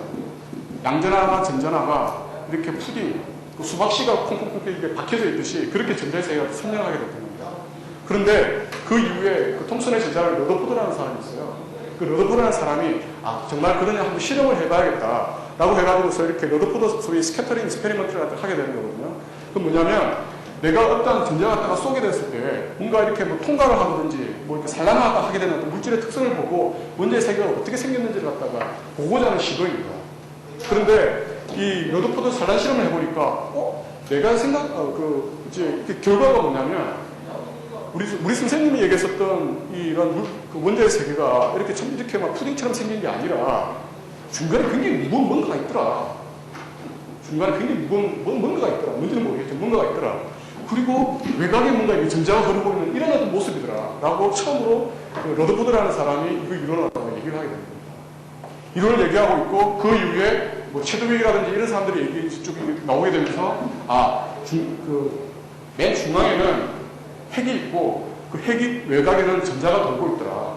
라는 어떤 그 모델을 갖다가 소위 보어라는 사람이 만들어냈거든요. 보어의 양자가설을 통해서 이렇게 핵이라는 것은 이렇게 생기게 되어 있다. 이렇게 구성이 되어 있다. 라고 얘기를 하게 되는 겁니다. 이게 이제 소위 퀀텀 미케닉스의 시작이 되는 겁니다. 그런데 아인슈타인은 이제 이렇게 해가지고, 그렇게 봤더니, 이 보니까 이 안에는 프로톤도 있고 뉴트론도 있는데, 이 프로톤과 뉴트론이 같이 있는데, 이게 뗄래야 이게 잘 떼지지가 않더라. 그럼 뭔가 이게 두 개 굉장히 이렇게, 우리는 이렇게 전자기 같은 경우에는 쿨럼 포스, 이렇게 플러스 전화가 있고 마이너스 전화가 있으면 서로 땡기는 힘, 전자기로 설명이 되지 않습니까? 근데 뉴트론 같은 경우에는 전화가 없어요. 전화가 없고, 양성자 같은 전화가 있죠. 그래서 양성자 같은 경우에는 전자와 관계가, 저런 식으로 뭐 대답보다 뭔가 뭐 있겠네. 뭐 이렇게 생각했지만, 중성자 같다 이렇게 했는데 보니까, 중성자하고 프로톤하고 도대체 뗄 수가 없어요. 굉장히 강한 힘으로 이게 응집되어 있더라는 겁니다. 도대체 이 강한 힘의 실체는 또 뭐냐? 그게 이제 우리가 스톰포스라고 얘기합니다. 그 스톰포스라고 얘기를 하고 있고, 핵과 양자의 프로톤 계속 우리가 물질을 좀 파내려가고 있습니다. 원자는 핵과 원자의 그 양자가 중앙에 있는 것과 저 주변에 도는 것에 대한 설명을 했잖아요. 네? 그 다음에 설명은 다시 원자 속으로 또 들여다보는 거예요. 그러니까 지금 이게 원자입니다. 원자, 이게 원자고요. 원자에 핵이 있고, 또 이렇게 전자입니다. 일렉트론입니다. 일렉트론이고, 일렉트론 처음 발견하는 사람이 제가 통신이라고 얘기했습니다. 그 다음에 그 안으로 들어왔어요. 네, 안으로 또 들어갑니다. 물질은 계속 쪼개고 지금 들어가고 있는 그 거예요. 안은 또 안은 뭐냐면 중성자와 양성자가 있다는 겁니다. 중성자와 양성자하고 예. 그래서 중성자 좀 쪼개고 또 들어왔습니다. 쪼개고 들어봤더니 중성자와 양성자가 있더라는 겁니다. 그래서 양성자가 있는데, 그러면 이 중성자와 양성자 속에 핵이라는 속에 딱 이렇게 붙어 있는데, 도대체 붙어 있게 해주는 그 힘이 뭐냐라는 거죠. 그걸 갖다가 소위 스트롱포스라고 얘기합니다. 센 힘이다. 스트롱포스라고 얘기를 하는 겁니다. 그래, 이렇게 이제 소위 스트롱포스가 등장하게 되는 거고요. 그러면 이제 아인슈타인 생각하겠죠. 저놈마저도 내가 가지고 있는 이론으로 설명을 해야겠다. F는 M에 가지고 설명을 하고 상대성 이론 가지고 설명을 하겠다. 라고 당연히 시도를 하지 않겠습니까? 이건 아인슈타인뿐만 아니라 모든 물리학자가 가지고 있는 공통된 목적이기도 합니다.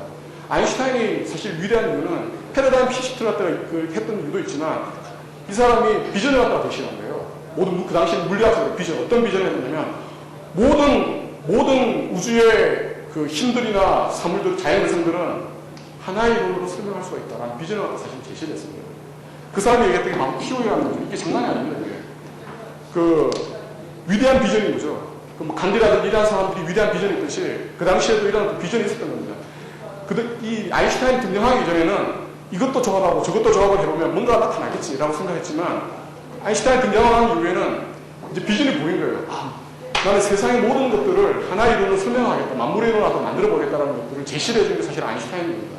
그래서 아인슈타인이 이러한 걸 제시를 했고, 그 이후에 이제 젊은 과학자들입니다. 고원한 인사 굉장히 젊었던 사람들이거든요. 20대 후반에 있는 사람들인데, 그 인사를 했던 겁니다. 그 다음에 이런 것이 있고, 우라늄 같은 게 있죠. 핵폭탄이 우라늄이 뭐냐면, 우라늄은 붕괴를 하죠. 붕괴를 하는데, 뭐로 붕괴를 합니까? 납으로 붕괴를 하죠. 물질이 변화를 하는 거죠. 물질이 변합니다. 근데 물질이 변하면서 뭐가 나가면 그러니까 방사선이 나가게 됩니다. 근데 방사선에 나가게 되는데, 그 방사선이 나가는, 그렇게 풀어지는 그런 힘을 갖다가 양력이라고 얘기합니다. 양력이 또 뭔지 좀 대답 잘 못합니다. 좀 어려워가지고요. 그거는 좀 식으로 제가 기억도 잘 안 나고, 그건 묻지 마십시오. 어쨌든 그런 힘을 갖다 양력이라고 얘기합니다. 그래서 자연에는 중력, 전자기력, 강력, 레디오액티브 같은 양력이 있습니다. 이러한 네 가지 힘을 통일해서 설명하고자 하는 것이 바로 POE라는 겁니다. 그런데 아인슈타인은 이러한 어떤 양력의 이러한 어떤 그 양자역학에 대한 세계를 나중에 거부하게 됩니다. 이것도 나중에 설명을 할게요. 어쨌든 여기까지 제가 했는데 이해가 되셨습니까? 오케이. 그래서 지금 계속 제가 아인슈타인 얼굴을 갖다가 이제 가지고 있는데, 저 위에 보면은 이게 타임에 실린 건데, 위를 한번 보십시오. 펄슨 오브 더 센츄리라고 되어 있습니다. 그러니까 20세기는 물리학의 시대였습니다. 물리학의 시대였고, 그 물리학의 시대에서 아인슈타인 남기 족적은 굉장히 위대했기 때문에 타임즈에서 이 시계의 사랑이라고 이렇게 표현을 갖다 했던 거죠. 자, 이제 양자 물리학에 빠진 사람들입니다. 양자 물리학에 빠졌던 사람들은 대부분 다 노벨 물리학상을 다 받습니다. 1800년도에 명이라는 사람이 빛의 파동이라는 것을 갖다 밝혀내고, 1900년도에 플랑크라는 사람이 빛은 파동이 아니라 퀀타이즈드, 어떤 양자화되어 있는 어떤 입자라고 제안을 하게 되는 거죠. 작년에 이제 훔볼트 대학교 갔더니 플랑크가 이렇게 동상에 이렇게 있는 거 제가 봤습니다. 그 다음에 이제 아인슈타인이 광전효과. 예.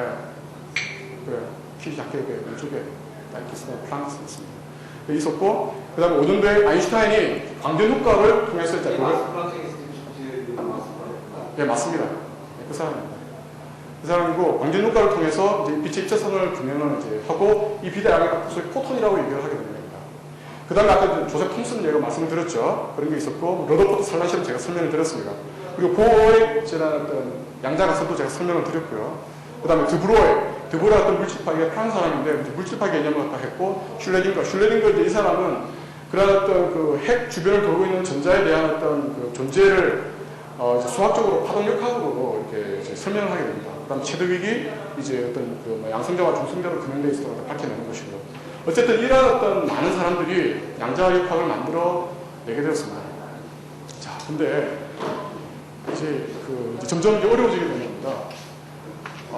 뉴턴의 세계에서 우리가 눈에 다 보이잖아요. 지구도 보이고 태양도 보이고 달도 보이고 그들의 운동은 어떻게 되는지 케플러가 설명을 하고 뉴턴이 다 설명을 다 했습니다.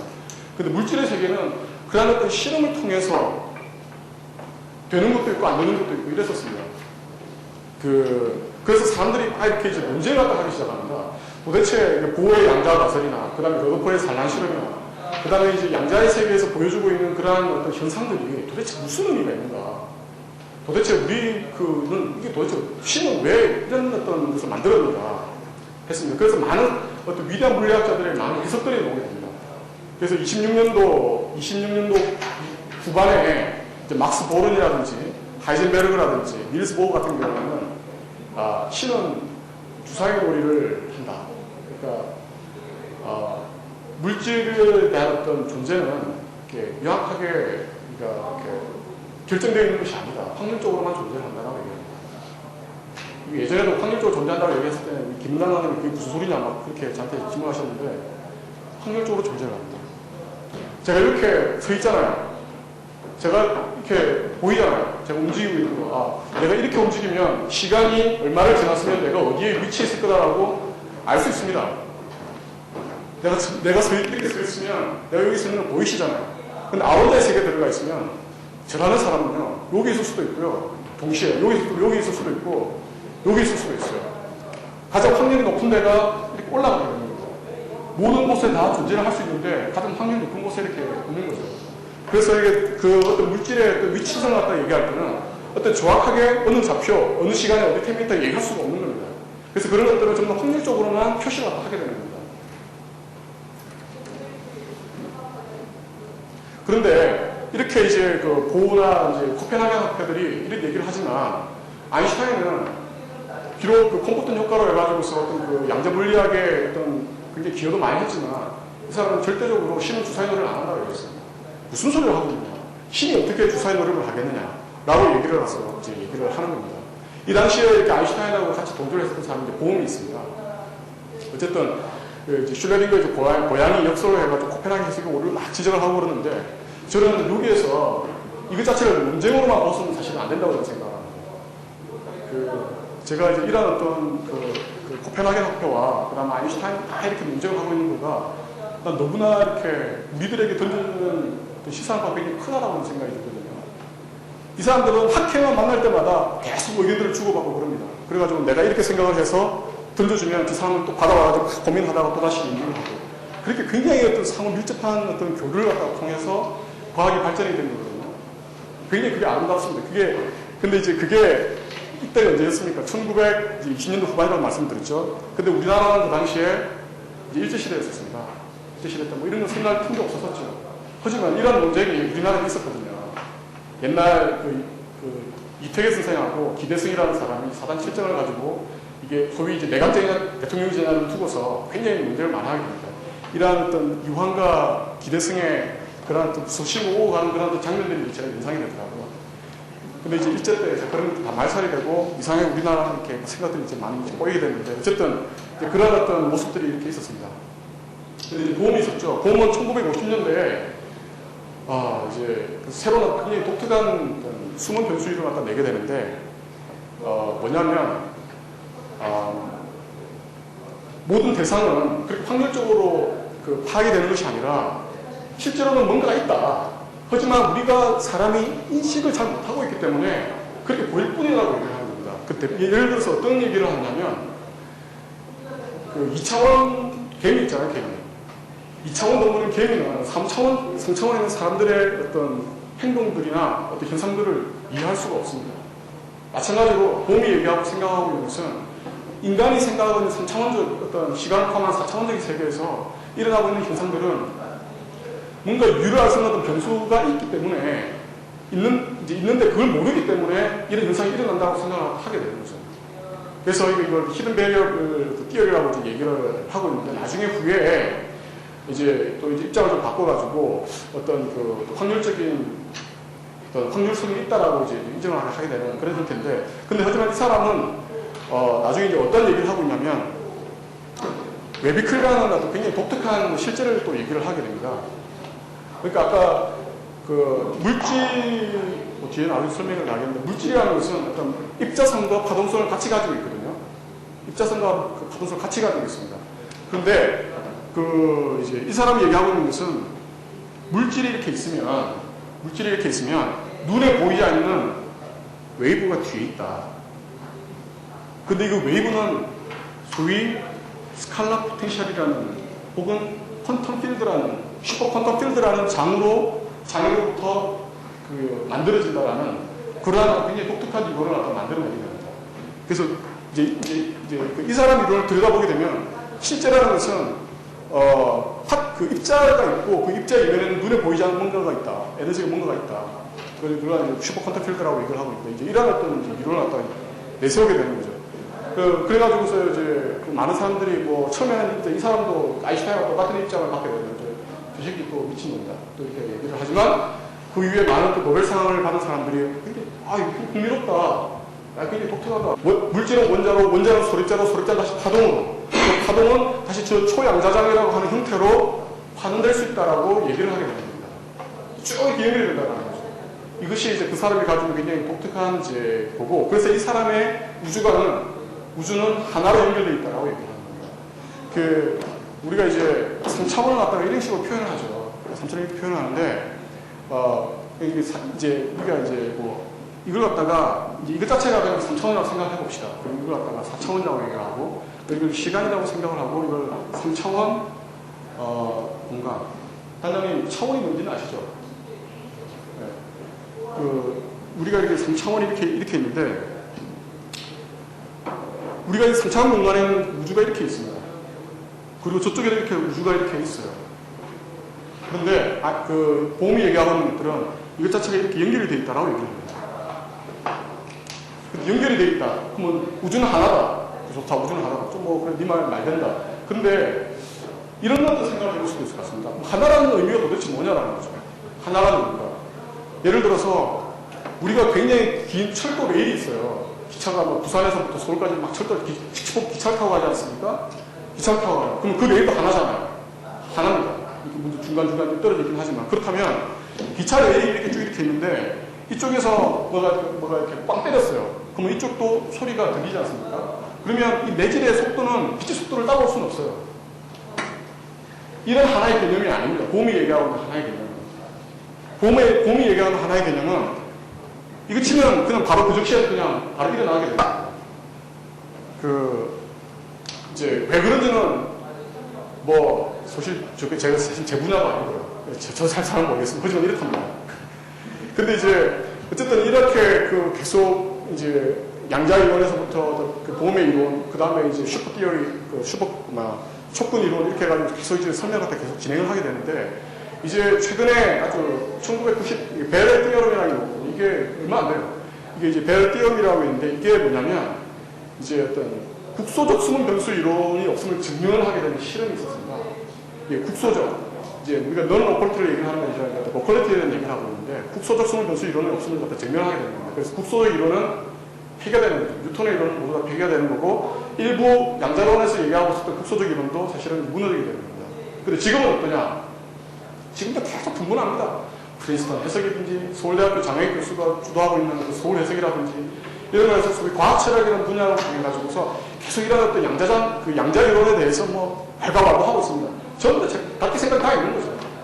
다 있습니다. 전부 자기 생각을 다 가지고 그냥 있는 겁니다. 뭐가 맞고 뭐가 틀리다 이렇게 얘기할 수 있는 분야는 아닌 것 같아요. 이것도 어디까지 제 생각일 수 있습니다. 자, 지금까지 이슈를, 시간이 굉장히 많이 지났는데, 지금까지 이슈를 좀 정리를 해보면, 비국소적이다.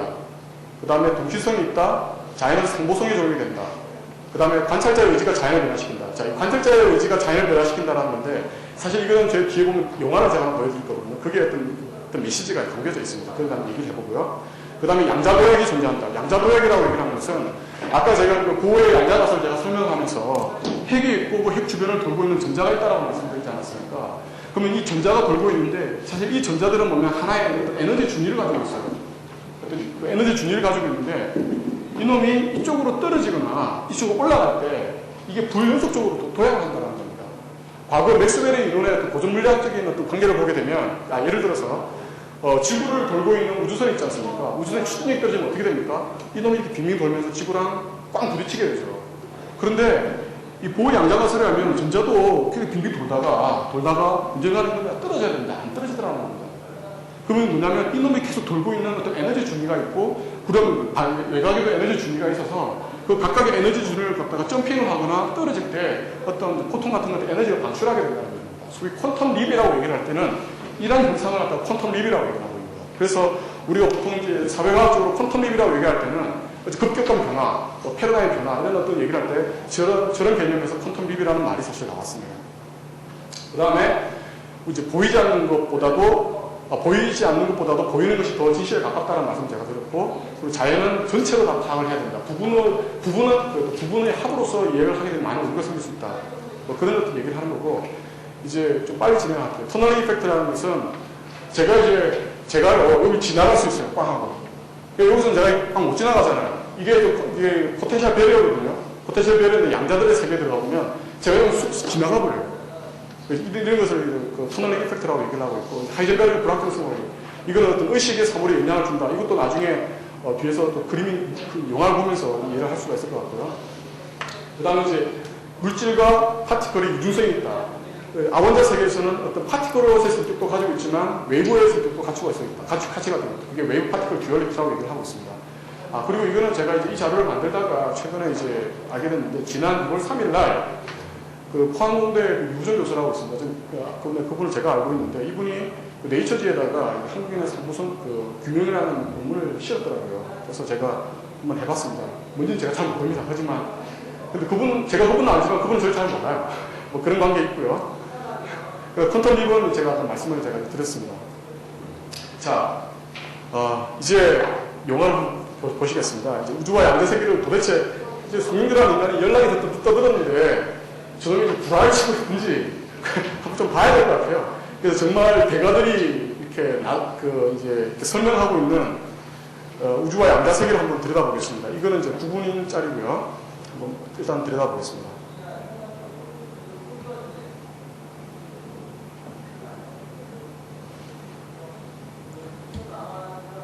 And the U.S. Department of Energy, fostering science and security.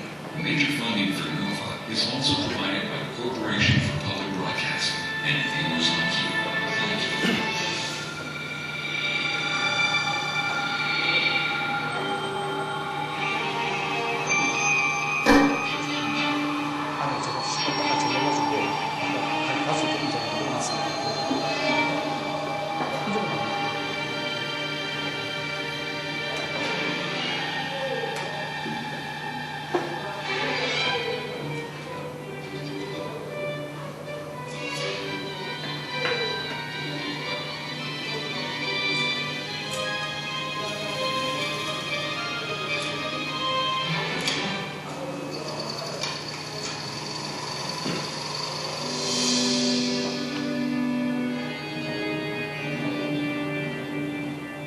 It's a little known secret, but for more than half a century, a dark cloud has been looming over modern science. Here's the problem. Our understanding of the universe is based on two separate theories. One is Einstein's general theory of relativity.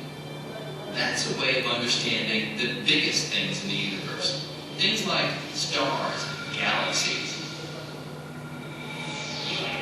But the littlest things in the universe, atoms and subatomic particles, play by an entirely different set of rules, called quantum mechanics.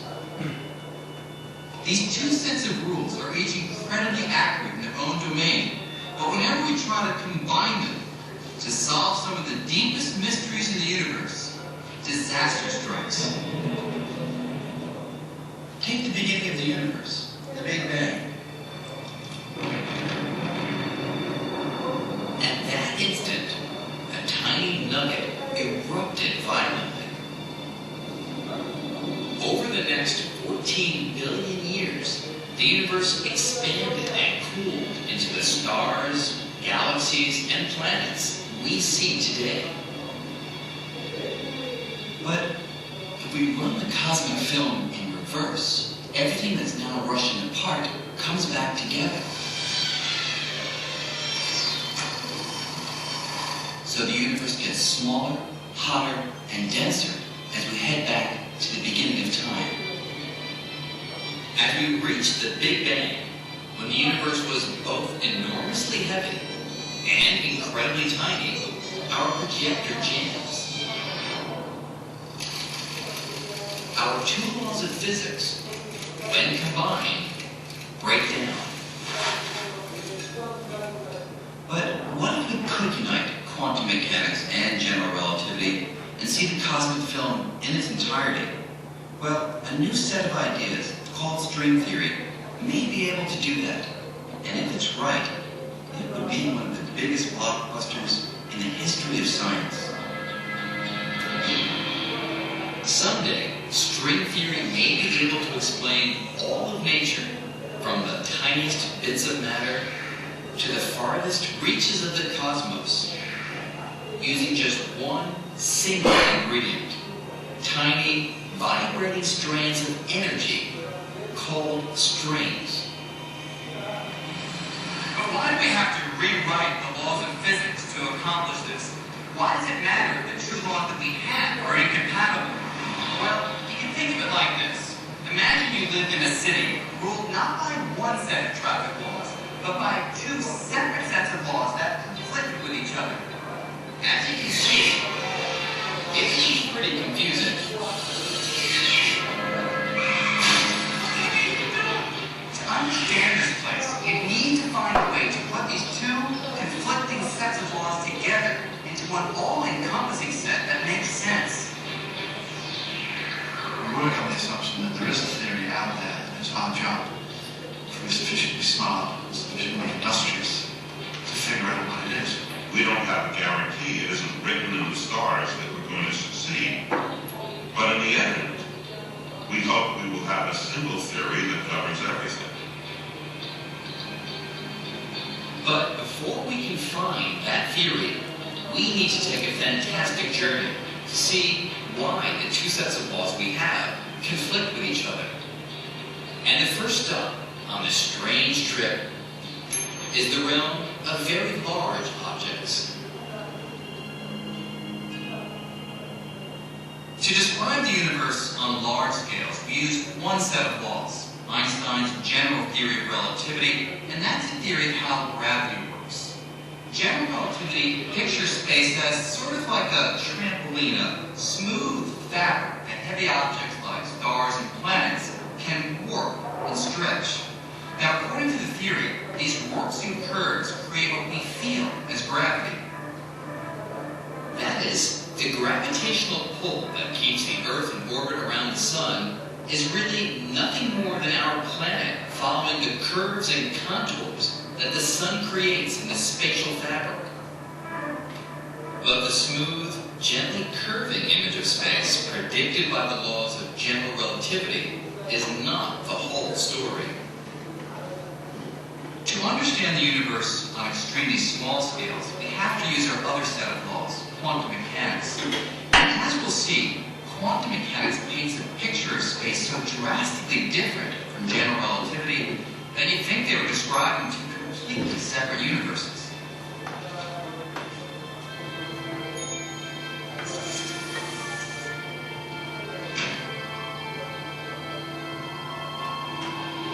To see the conflict between general relativity and quantum mechanics, we need to shrink way, way, way down in size. And as we leave the world of large objects behind. And approach the microscopic realm, the familiar picture of space in which everything behaves predictably begins to be replaced by a world with a structure that is far less certain. And if we keep shrinking, getting billions and billions of times smaller than even the tiniest bits of matter, atoms and the tiny particles inside of them, the laws of the very small, quantum mechanics, say the fabric of space becomes bumpy and chaotic. Eventually, we reach a world so turbulent that it defies common sense. Down here, space and time are so twisted and distorted that the conventional ideas of Left and right, up and down,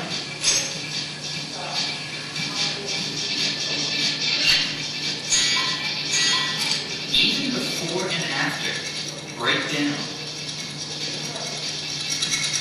there's no way to tell for certain that I'm here, or here, or both places at once.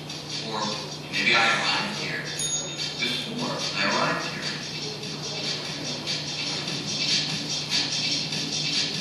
In the quantum world, you just can't pin everything down. It's an inherently wild and frenetic place.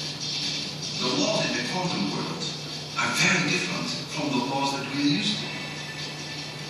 And is that surprising? Why should the world, of the very small at an atomic level, why should that world obey the same kind of rules and laws that we are used to in our world with apples and oranges and walking around on the street? Why would that world behave the same way? The fluctuating, jittery picture of space and time predicted by quantum mechanics is in direct conflict with the smooth, orderly, geometric model of space and time described by general relativity.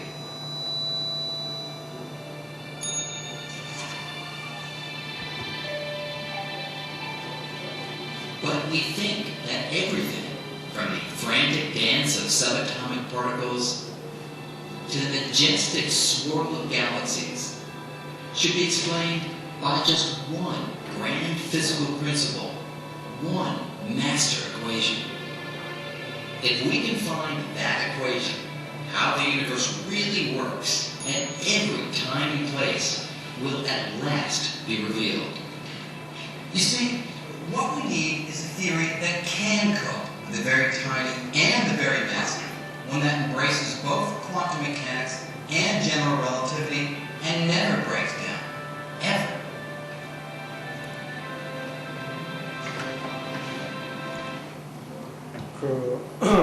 지금 이제 여기가 지금 소위 우리가 가보지는 못했지만 그 유니버스, 아인슈타인 생각했던 그 우주하고 지금까지 제가 연락이 떠들었던 양자세계의 모습을 이제 비주얼하게 보여줬습니다.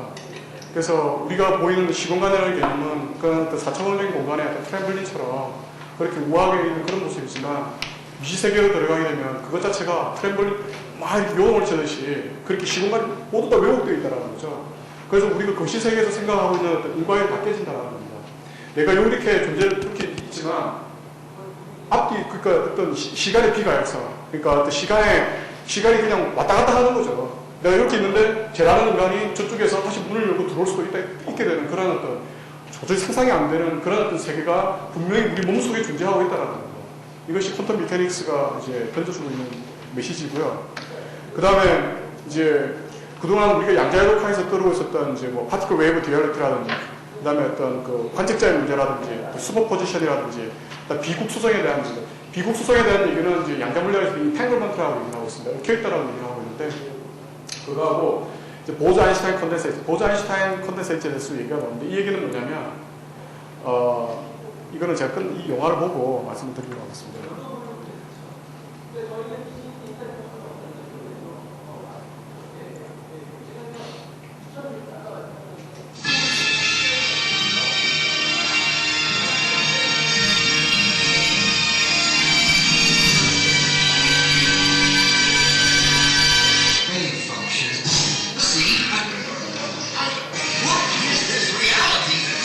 자, 지금 이제 보여드릴 것은 그 물질하고 파티클하고 그 다음에 입자가 이중적인 구조로 되어 있다는 것을 실험적인 증명을 갖다가 통해서 보여주는 겁니다. 비록 많아지만 사실입니다.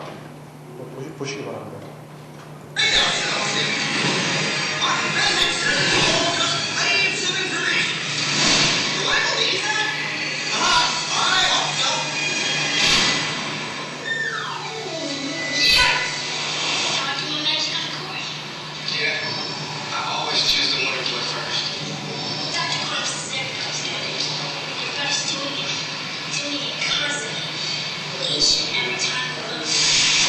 And here we are, the granddaddy of all quantum weirdness, the infamous double slit experiment.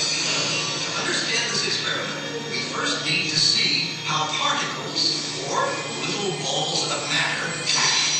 If we randomly shoot a small object, say a marble, at the screen, we see a pattern on the back wall where they went through the slit and hit.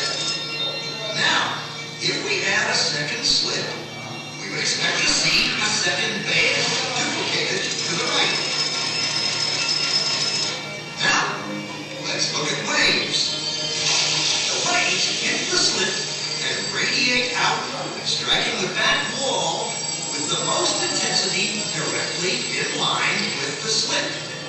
The line of brightness on the back screen shows that intensity. This is similar to the line the marbles make. But when we add the second slit, something different happens. If the top of one wave meets the bottom of another wave, they cancel each other out. So now, there is an interference pattern on the back wall. Places where the two tops meet are the highest intensity, the bright lines, and where they cancel, there is nothing. So, when we throw things, that is, matter, through two slits, we get this, two bands of hits. And with waves, we get an interference pattern of many bands. Good so far. Now, let's go quantum.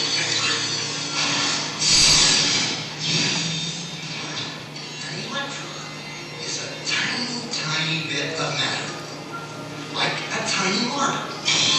Let's fire a stream through one slit. It behaves just like the marble, a single band.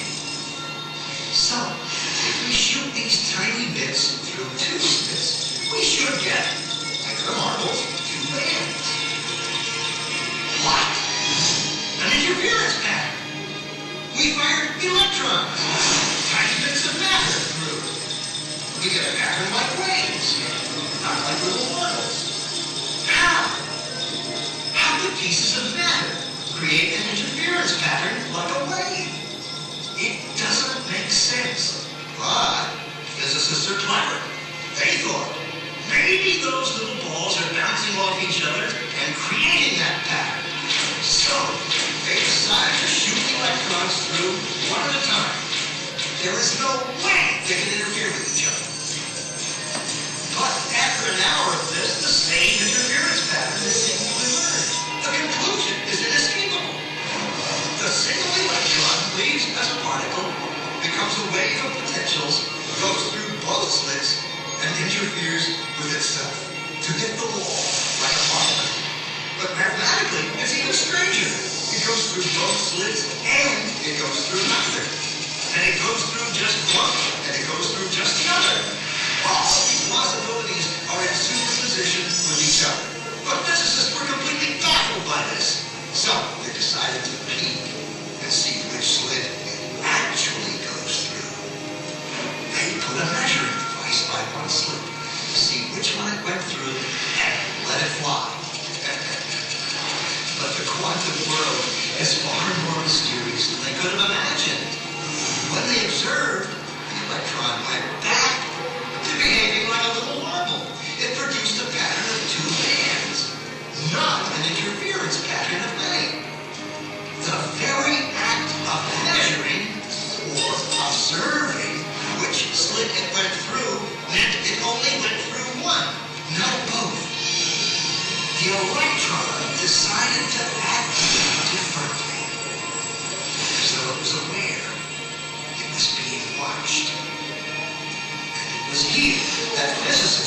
stepped forever into the strange, never world of quantum physics. What is matter? Particles are waves. And waves of what?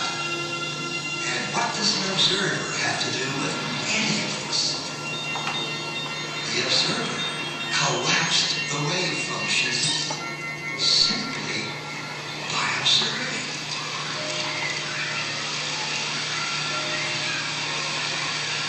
We're always the observer. But sometimes we identify with the event so much so that we even lose the aspect of the observer. That's why the materialist gets totally lost and thinks that we could do without the observer. The physics data tells us that an object itself is really a simplification of what we call out there. One is particularly when we're looking at atomic and subatomic particles, or atomic and subatomic matter in any form. What we find is how we go to look at it, what we choose to examine it with, actually changes the properties of what we observe to be out there. This is the observer, and which is so intricate to understanding the wacky, weird world of quantum particles and how they react. Is this, then, the observer? And even though we cannot have a quantum field without the observation of scientists who have gone there, who have uncovered it, layer after layer after layer, they're all observers. But not one of them agreed conclusively on all points in the field, because they are perceiving the field mathematically from different angles of perception. We don't know in quantum mechanics how to hook ourselves as observers up with the world. We don't know how to treat ourselves as observers as just another part of the physical system that we're describing. The only way we know how to do quantum mechanics as it's traditionally formulated is to keep the observer outside of the system you're describing. The minute you put him in, you get all these paradoxes. And we're forced to say things in quantum mechanics like, look, the book is doing what it's doing because of quantum mechanics, and I see that because I'm there and I see it, and you better not try to analyze that second part of the sentence in terms of applying quantum mechanics to it, because it's going to break down. That's why there are these two separate laws of the evolutions of physical systems. One that applies when you're not looking at them, the other that applies when you are. But that's crazy. There's no way that we're ever going to mathematize or put into mathematical formula this very act in which a conscious observer comes up with the answer. People say, oh, the measuring instruments, the recorder records it, and there it is, it's on the tape, it's recorded. You forgot one part of the equation. Somebody has to look at the tape. And until somebody looks at the tape, it ain't recorded at all. When we are not looking, there are waves of possibility. When we are looking, then there are particles of experience. A particle that we think of as a solid thing really exists in a so-called field position, spread out wave of possible locations. And it's in all of those at once. The instant you check on it, it snaps into just one of those possible positions. It's easy to generate situations where the equations of motion will predict that, say, the wave function of psi of a certain basketball is uniformly distributed all over the basketball. We don't have any idea what a state like that would look like. According to the law of quantum mechanics, that's supposed to be a state in which it fails to make any sense even to ask the question, where is the basketball? That is, according to the law of quantum mechanics, asking the question, where is a basketball whose psi is uniformly distributed over a whole basketball court, is the logical equivalent of asking about, say, the marital status of the number 5. Okay? It's not that you don't know the answer, you don't happen to know whether the number 5 is married or a bachelor. It's that the question somehow is radically inappropriate in the first place. The number 5 doesn't have a marital status. There's nothing there to ask about. And similarly, a basketball whose wave function was uniformly distributed over the entire basketball court would not have a position that could even coherently be asked about. Now, the crux of the measurement problem is precisely that, although the Schrödinger equation predicts under certain circumstances circumstances which we basically know how to reproduce in the laboratory, that basketball should go into states like that, states where there fails to be any intelligible fact, any sensible question even about where they are. And yet, when we go look at the basketball court in situations like that, we invariably see either a basketball over here, or a basketball over there, or a basketball over there. The fact that we see the basketball in some specific location, as opposed to seeing it in some science fiction state that we can't even imagine what it looks like, where there fails to be a question about what its location is, the fact that we always see it in some definite location is an explicit violation of these equations of motion. And it's exactly there that the measurement problem comes up. You observe, things happen. When you don't, they don't. Superheroes use superposition, with the world being potential shifts in reality. It's your choose. Heroes choose what they want. Being in many places at once, experiencing many possibilities all at once, and then collapsing onto one. The question is, how far down the rabbit hole do you want to go?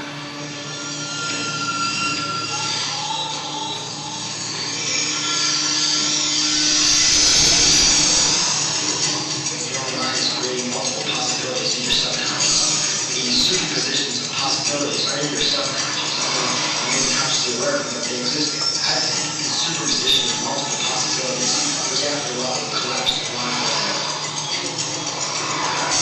Project or plan into the future or project thought ahead of itself.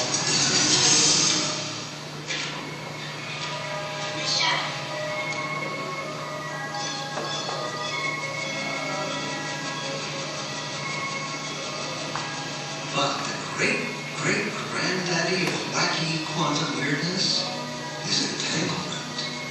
If time reversal symmetry destroys the notion of time, then entanglement crushes our experience of space.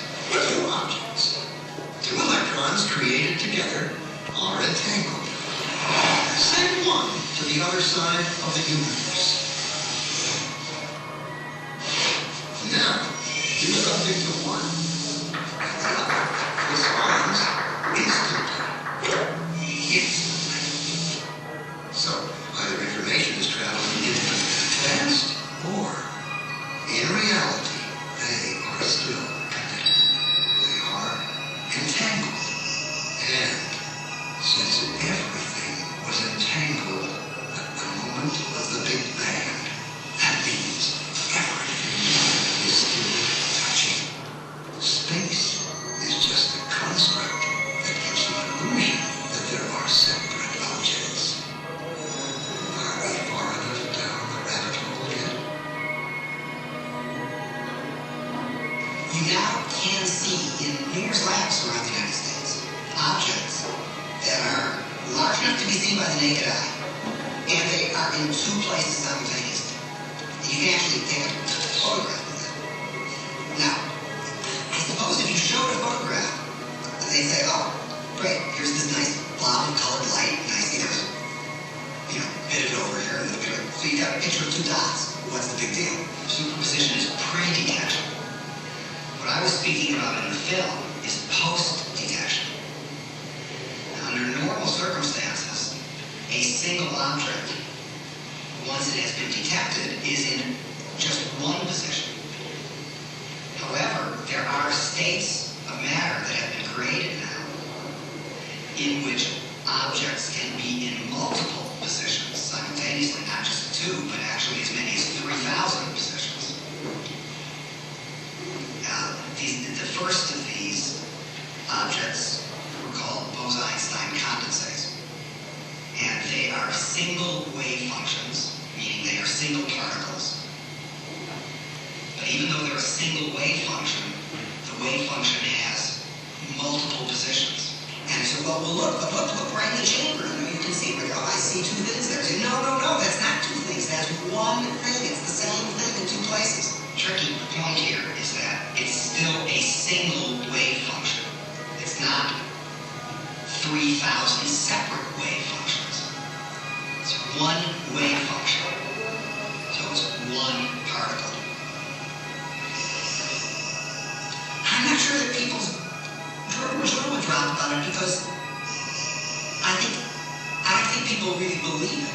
And I don't mean that people say, oh, you're lying, or oh, the scientists are confused. I think it is so mysterious that you can't even understand how amazing it is. One particle in 3,000 different locations. Now, if you were to weigh one of them, would it weigh 1/3,000? Well, you can't weigh one of them. Why? Because it's one particle. It's one indivisible particle. But if it's in different locations, can't you put a scale under one? No, it's inseparable. It's not. I said this is the tricky conceptual part. It's not 3,000 separate parts. Even though it looks that way. Right. You can look at it, and I mean, you can't actually see the one with 3,000, but you can look at the simpler ones, the ones that are 2 or 3 or 4, and you can see them. You can see, as I said, if you go onto the web, you'll see photographs of these. You'll see these little dots floating in space. These are the different parts of one object. They're not separable. It's not 4 different objects or 6 different objects. It's one wave function is one object. That's a real brain fart, isn't it? Because when you think about it, you just, they're like here, here, here, so it's obviously 1, 2, 3. No, you can't pull one away from the others. If you try to pull one away from the others, the entire thing will just disappear. And then furthermore, you've seen Star Trek and whatnot. Beaming up Scotty. So it all seems sort of, oh well, what if 잘 보셨습니까? 지금 이제 2편의 영화를 이제 봤습니다. 첫 번째 영화는 에레간트 유니버스라고 해서 이제 브라이언 그린이 나왔던 이제 그건데, 여기에서 우리가 던져줬던 얘기는 아인슈타인이 바라보던 우주와 그 다음에 이제 퀀텀 필드로 보여주는 어떤 그 양자 세계의 모습이 어떻게 다른가에 대한 그런 얘기가 있습니다. 그러면서 양자의 세계에서는 시간과 공간이 모두 다 흐트러진다는 얘기를 하고 있는 거죠. 그래서 지금까지 우리 보면 이 시간과 공간의 문제가 우리의 어떤 굉장히 중요한 문제라는 것을 알 수가 있습니다.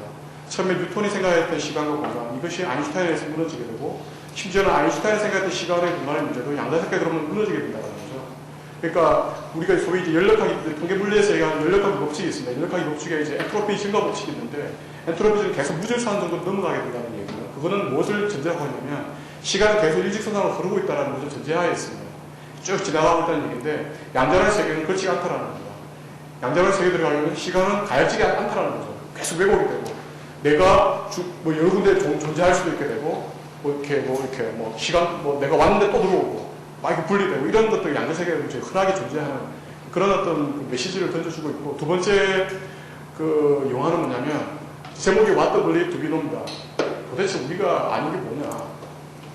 너무 안다고 잘난심하지 마라. 이런 어떤 메시지를 던져주고 있는데, 어떤 그 입자와 파동성의 이중성에 대한 얘기, 그 다음에 관측에 대한 얘기가 있었습니다. 우리가 어떤 이중설리가 설었다가 통과할 때, 분명히 이게 보이지 않을 때는 그냥 그 십자 자체는 어떤 입자성과 파동성을 같이 가지고 있는데, 이놈이 입자를 가지고 있는지 물체로서 존재하는 게 들여다보기 시작을 하지 않습니까? 우리가 어떤 사회적으로도 내가 저놈을 갖다가 한번 살펴봐야지. 한번 들여다봐 분석을 해서 내가 좀 알아봐야겠다. 계속 관찰자로서 이렇게 노려보고 있습니다. 그러면 그것을 대항하는 입장에서는 알기도 모르게 자기 자신의 어떤 본성 그대로 행동하지 못하게 된다는 걸 던져주고 있다는 거죠. 그래서 그 어떤 관측자의 문제. 그래서 어떤 다른 어떤 사람들은 관측자에는 이렇게 보는 게 아니라 뭔가 에너지가 있다라고 생각을 하는 사람이 있습니다. 그래서 분명히 그 물체가 어떤 변이가 됐었을 때는 외부의 어떤 힘이든지 뭔가의 외부의 어떤 임팩트에 의해서 그렇게 되는데, 그 관측 자체가 뭐냐라는 거죠. 우리가 의식을 가지고서 관측을 바라고 있다는 건 어떤 무슨 어떤 변형된 에너지 형태가 아니냐. 어떤 이런 어떤 메시지를 관측자의 문제로서 던져주고 있고, 그 다음에 슈퍼포지션, 중첩이 되어 있다는 얘기죠. 중첩은 역시 이게 공간에 대한 얘기. 그러니까 이렇게 중첩이 되어 있다는 얘기예요. 중첩. 내가 이렇게 홀로 떨어져 있는 것이 아니라 이렇게 막 중첩이 되어 있는 그런 얘기를 하는 거고, 이제 같은 맥락입니다. 너는 로컬, 비국소성이다. 우주 전체는 하나다. 중첩이 되어 있다는 얘기는 하나하고 또 이렇게 설명이 될 수 있는, 사실 다 시공의 문제가 서로 디펜던트하기 때문에 이것 자체가 사실 하나로 떨어져 있는 개념이 아니라 사실 같은 어떤 맥락입니다. 그 다음에 보즈-아인슈타인 컨덴세이트. 이제 이거는 하나의 물질입니다. 그러니까 우리가 물질이라고 얘기할 때는 고체액체 기체가 있잖아요. 우리가 초등학교 자시하는 고체액체 기체라고 합니다. 근데 제4의 물질이 있습니다. 그게 뭐냐면 플라즈마입니다. 플라즈마는 굉장히 고온의 상태로 들어가게 되면 이건 어떤 기체 상태가 아니라 어떤 아이오나이즈도 되는 어떤 그 가스 상태로 변질이 되는 거거든요. 그러니까 플라즈마라고 합니다. 이 플라즈마의 대표적인 예가 태양입니다. 태양이 바로 그런 어떤 이온화되어 있는 상태인 거죠. 그거 갖다가 태양은 뭐냐면 이제 소위 그 핵융합 이제 그걸 되고 그런 핵융합 시험도 이제 내나 이제 그런 어떤 플라즈마 상태를 유지하는 건데 반면에 그러면 굉장히 온도로 절대온도로 떨어뜨리게 됩니다. 절대온도로 떨어뜨리게 되면 이제 고체는 고체인데 전혀 희한한 고체의 성질가 돼요. 보여주게 돼요. 이제 슈퍼솔리즈라고 얘기를 하고 있는데 고체가 막 움직여요. 이놈이 막 이렇게 움직여요. 극적인 상태에서는 뭐 희한하게 움직여요. 그런 어떤 상태인데 또 희한한 게 이놈이 가지고 있는 아까 특성이 이거는 이제 저물리학의 세계에서 다루고 있는 이제 테마입니다. 초전도라는 초전도 현상이라는 관련이 있습니다. 초전도라고 얘기를 하면 슈퍼컨덕터라고 이제 얘기를 하는 건데 이제 아까 그 박사님이 그 교수가 얘기했었던 거는 보통 우리가 양자로 세계에서 나온 하나의 파티클은 하나의 지금 웨이브를 가지고 있다라고 얘기를 했었죠. 근데 이거 보즈 아인슈타인 컨덴센스는 보통 우리는 하나의 파티클을 가지고 있다는 얘기인데 하나의 웨이브 안에 여러 가지 파티클들이 존재한다는 뜻이죠. 하나는 하나인데 없어진 이게 굉장히 여러 개라는 거예요. 아까 우리가 지금 엘레먼트 유니버스에서 아까 그 브라이언 그린이 서 있는데 막 이렇게 똑같은 사람이 막 생기지 않습니까? 그와 비슷한 현상을 갖다가 보여준다는 얘기입니다. 자, 이제 마무리를 좀 할까 합니다. 제가 이제 모두에 제가 이제 막 이렇게 했었죠. 리더십하고 느낌표하고 양자물리학 땡땡땡이라고 했습니다. 무슨 관계가 있느냐라고 제가 처음에 이렇게 얘기를 했었고 다 보는 대로 믿지 말아라 라는 메시지를 제가 처음에 말씀을 드렸습니다. 지금은 리더십에 질문했습니다. 이제 양자물리학과 무슨 관계가 이렇게 있다라고 생각하시면 제가 지금까지 이렇게 1시간, 2시간 가까이 다녔네. 떠드는 거가 이제 전달이 된 것 같아요. 저는 이제 이거는 지금까지는 이제 저는 있는 팩터들을 그대로 말씀을 드렸습니다. 지금부터는 지금 하나만 궁금해요. 지금 거시세계와 미시세계를 동시에 설명할 수 있는 시리즈가 있어요. 그거를 지금 슈퍼 스트링 티어리라고 있습니다. 그러니까 설명이 다 돼.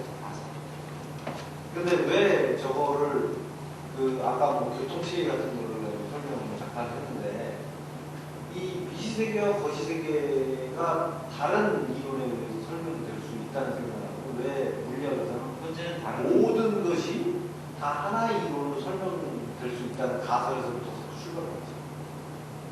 아니 그러니까 그게 아까 딜레마를 자꾸 얘기를 했는데 딜레마라는 게 뭐냐? 왜 우리가 보는 이 거시세계와 미시세계가 달라요? 것이 하나로 모든 것이 하나로 연결되어 있잖아요. 근데 연결되어 있는데 거기 생각이 나누죠. 저는 이게 당연히 두 개가 나눠져야 된다고 생각해요. 어디서부터 나눠? 어디서부터 나눠지는지 모르면 이상하죠. 어디서부터 나눠지는지를 보면 그 부분이 양쪽이 익스트림을 보면 그 두 개는 같은 이름 안에 적지 않을 거다. 그렇죠. 우리 생각은 그런데 물리학자들은 하나씩 있다고. 아예 좀 못했잖아. 그래서 이제 여러 가지 가설들이 나와서 지금 거의 지금 통일이 되고 있습니다. 그러니까 대단히 얘기합시다.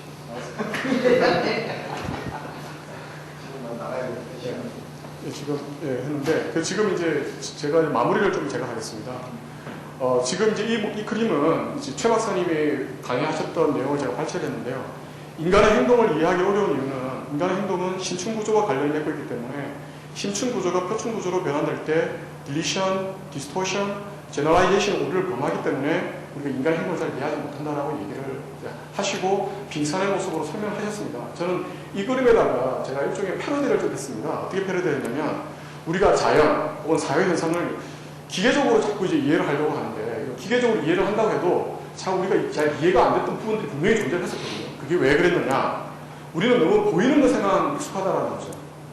보이는 것에만 익숙하고 그리고 자연 본질 자체는 이 비국수적이기 때문에 그리고 동시성의 원리가 작용하고 있기 때문에 그리고 자연은 통으로 이해를 해야 되는데 그러지 하지 못했기 때문에 다 분석적으로 하려고만 했기 때문에 자연의 본성은 인간관계가 성립되지 않기 때문에 그리고 그 관찰자가 그 대상을 변형시키기 때문에 그럴 거라고 생각이 들고, 우측 그림을 보게 되면 그런 어떤 행동, 수면 위에 나와 있는 것들은 우리가 눈에 보이는 어떤 세계, 이것들은 어떤 클래시컬 미케닉스의 관점이라는 거고, 눈에 보이지 않는 세계라는 것은 바로 이제 퀀텀 미케닉스 부분인데, 이 퀀텀 미케닉스 부분이 사실은 굉장히 지대한 영향을 미치고 있다는 메시지를 던져주고 있습니다. 근데 이제 우리 최 박사님만 이런 접근을 하셨느냐 하면 그게 아니더라고요. 제가 찾아보니까 이미 의학에서도 이와 같은 시도를 하고 계셨었어요. 그래서 이게 제가 충남의대 강길정 교수, 산부인과 교수인데, 이 양반이 양자의학이라는 말을 처음 우리나라에서 쓰고 계시더라고요. 그래가지고 소위 분자, DNA, 세포, 조직, 장기, 육체가 있는데, 눈에 보이는 각각의 분자가 있으면 그 분자 뒤에 뒤에는 어떤 에너지장, 이 사람은 또 봄의 이론을 갖다가 도입을 하셨더라고요. 에너지장을 가지고 이렇게 쭉 설명을 갖다 쭉 하셨습니다. 그래서 제가 이렇게 첫째 7가지를 했던 것은 이것 자체가 아까 얘기했던 그런 고전론적인 관점과 어떤 양자역적인 관점이 의학에서는 어떻게 보여지는지를 좀 이렇게 설명을 해주고 있습니다. 여기서 유물론과 유심론 합치고 유기체적이고 전인론적 통으로 이해하고 통합을 이해되고 어떤 환자 중심으로 이해를 해야 된다라고 그렇게 지금 이렇게 메시지를 던져주고 있습니다. 자, 근데 진짜 제가 던지고 싶은 얘기는 바로 이거거든요. 뭐냐면 우리가 계속 물질을 대상으로 이렇게 자연만 얘기를 했었는데 그 자연 속에는 사람이 들어가 있습니다. 그래서 지금 우리가 최 박사님 계속 이렇게 강의를 하셨던 것도 결국은 사람에 대한 얘기지 않겠습니까? 사람에 대한 얘기를 하고 있는 겁니다. 그런데 그러면 우리가 이렇게 그 사람에 대한 리더십을 발휘해야 되는데 그 리더십을 갖다가 어떤 식으로는 선하게 좋게 발휘를 시켜야 되는데 그러려면 그 마음이 나의 생각이 그에게 전달이 되고 그리고 그 사람이 그걸 받아들여서 그렇게 행동을 하게 하면 제일 좋겠지 않겠습니까? 근데 양자역학의 세계는 미시 세계에 있기 때문에 도저히 거시 세계랑 전혀 관련이 없다라고 생각할 수도 있을 겁니다. 하지만 마사루 이모토라는 사람이 던져주고 있는 메시지는 그렇지 않다라는 거예요. 이건 뭐냐면 이거는 인간이 생각하고 있는 독립적인 객체인 물입니다. 근데 그 물이 있는데 그 물을 갖다 사진을 찍어서 결정화시켰거든요. 그래서 맨 왼쪽에 보이는 거는 또 감사합니다. 감사한 또 사랑의 마음, 그리고 또 아주 아름다운 별, 그리고 또 승리의 축복, 이런 것들을 그 물 앞에다가 대고 기도를 갖다가 이렇게 했어요. 기도를 해가지고 그걸 갖다 결정화시킨 모습을 이 마사루 이모토라는 사람이 사진을 찍었습니다. 그랬더니 이러한 모습으로 사진이 찍혔어요. 그리고 맨 오른쪽에 있는, 맨 위에 있는 걸 보면 그림이 좀 이상하죠. 제가 이걸 갖다 일부러 작게 했습니다. 보기가 흉해가지고. 이 메시지는 I will kill you, 널 죽이겠다라는 그런 메시지가 담겨져 있는 물이에요. 그리고 우리가 어떻게 그 의지를 가지고 있느냐, 우리가 어떤 메시지를 던지느냐에 따라서 이런 물조차도 이렇게 자기의 결정을 다르게 보인다는 얘기입니다. 사람은 90% 이상의 물입니다. 심지어는 이렇게 물조차도 이렇게 결정화가 되는데 90% 이상을 가지고 있는 물이 어떤 인간에게 우리가 어떤 감정을 전달하느냐에 따라서 그 사람의 행동과 양태는 다 달라진다는 거죠. 지금 우리 최 박사님이 그동안 리더십을 통해서 양자를 접목하고 그 다음에 이제 던져주는 메시지가 바로 이런 것에 있지 않나 저는 개인적으로 생각을 해보면서 이 시간을 마치고자 합니다. 혹시 질문 있으십니까? 제 시간이 이렇게 끝났고 5분 정도 남았는데 우리 최 박사님께서 마지막 멘트를 좀 해주시고 마무리했으면 좋겠습니다. 나보다도 우리 김 박사님이 이런 강의를 마련해 같은 사람 와서 그냥 강의했는데 김 박사님 클로징 메시지 제가 간단하게 할 테니까 그동안 좀 생각하셔서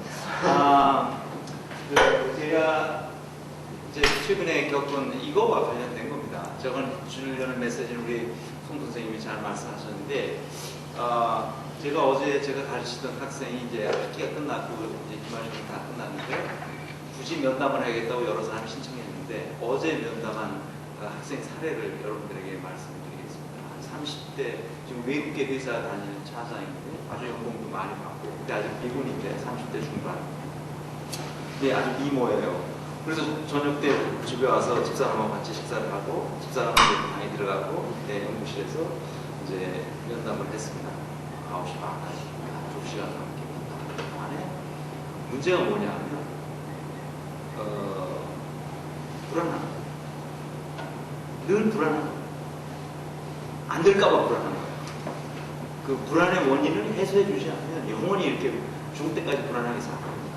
그 밤에 잘 때 맨날 그 수학 시험, 고등학교 때 수학 시험 본 꿈이 꾸인다는 거예요. 뭔가 약간만 불안해도 잘 때든지 어차피 그 꿈이 꾸이는데 그 꿈의 정체가 뭐냐면 학교 갈 때 그 오늘 수학 시험이 있다는 걸 그 옆에 학생이 알려주면서 가서 보니까 시험 범위도 모르는 황당한 수학 문제들이 나와요.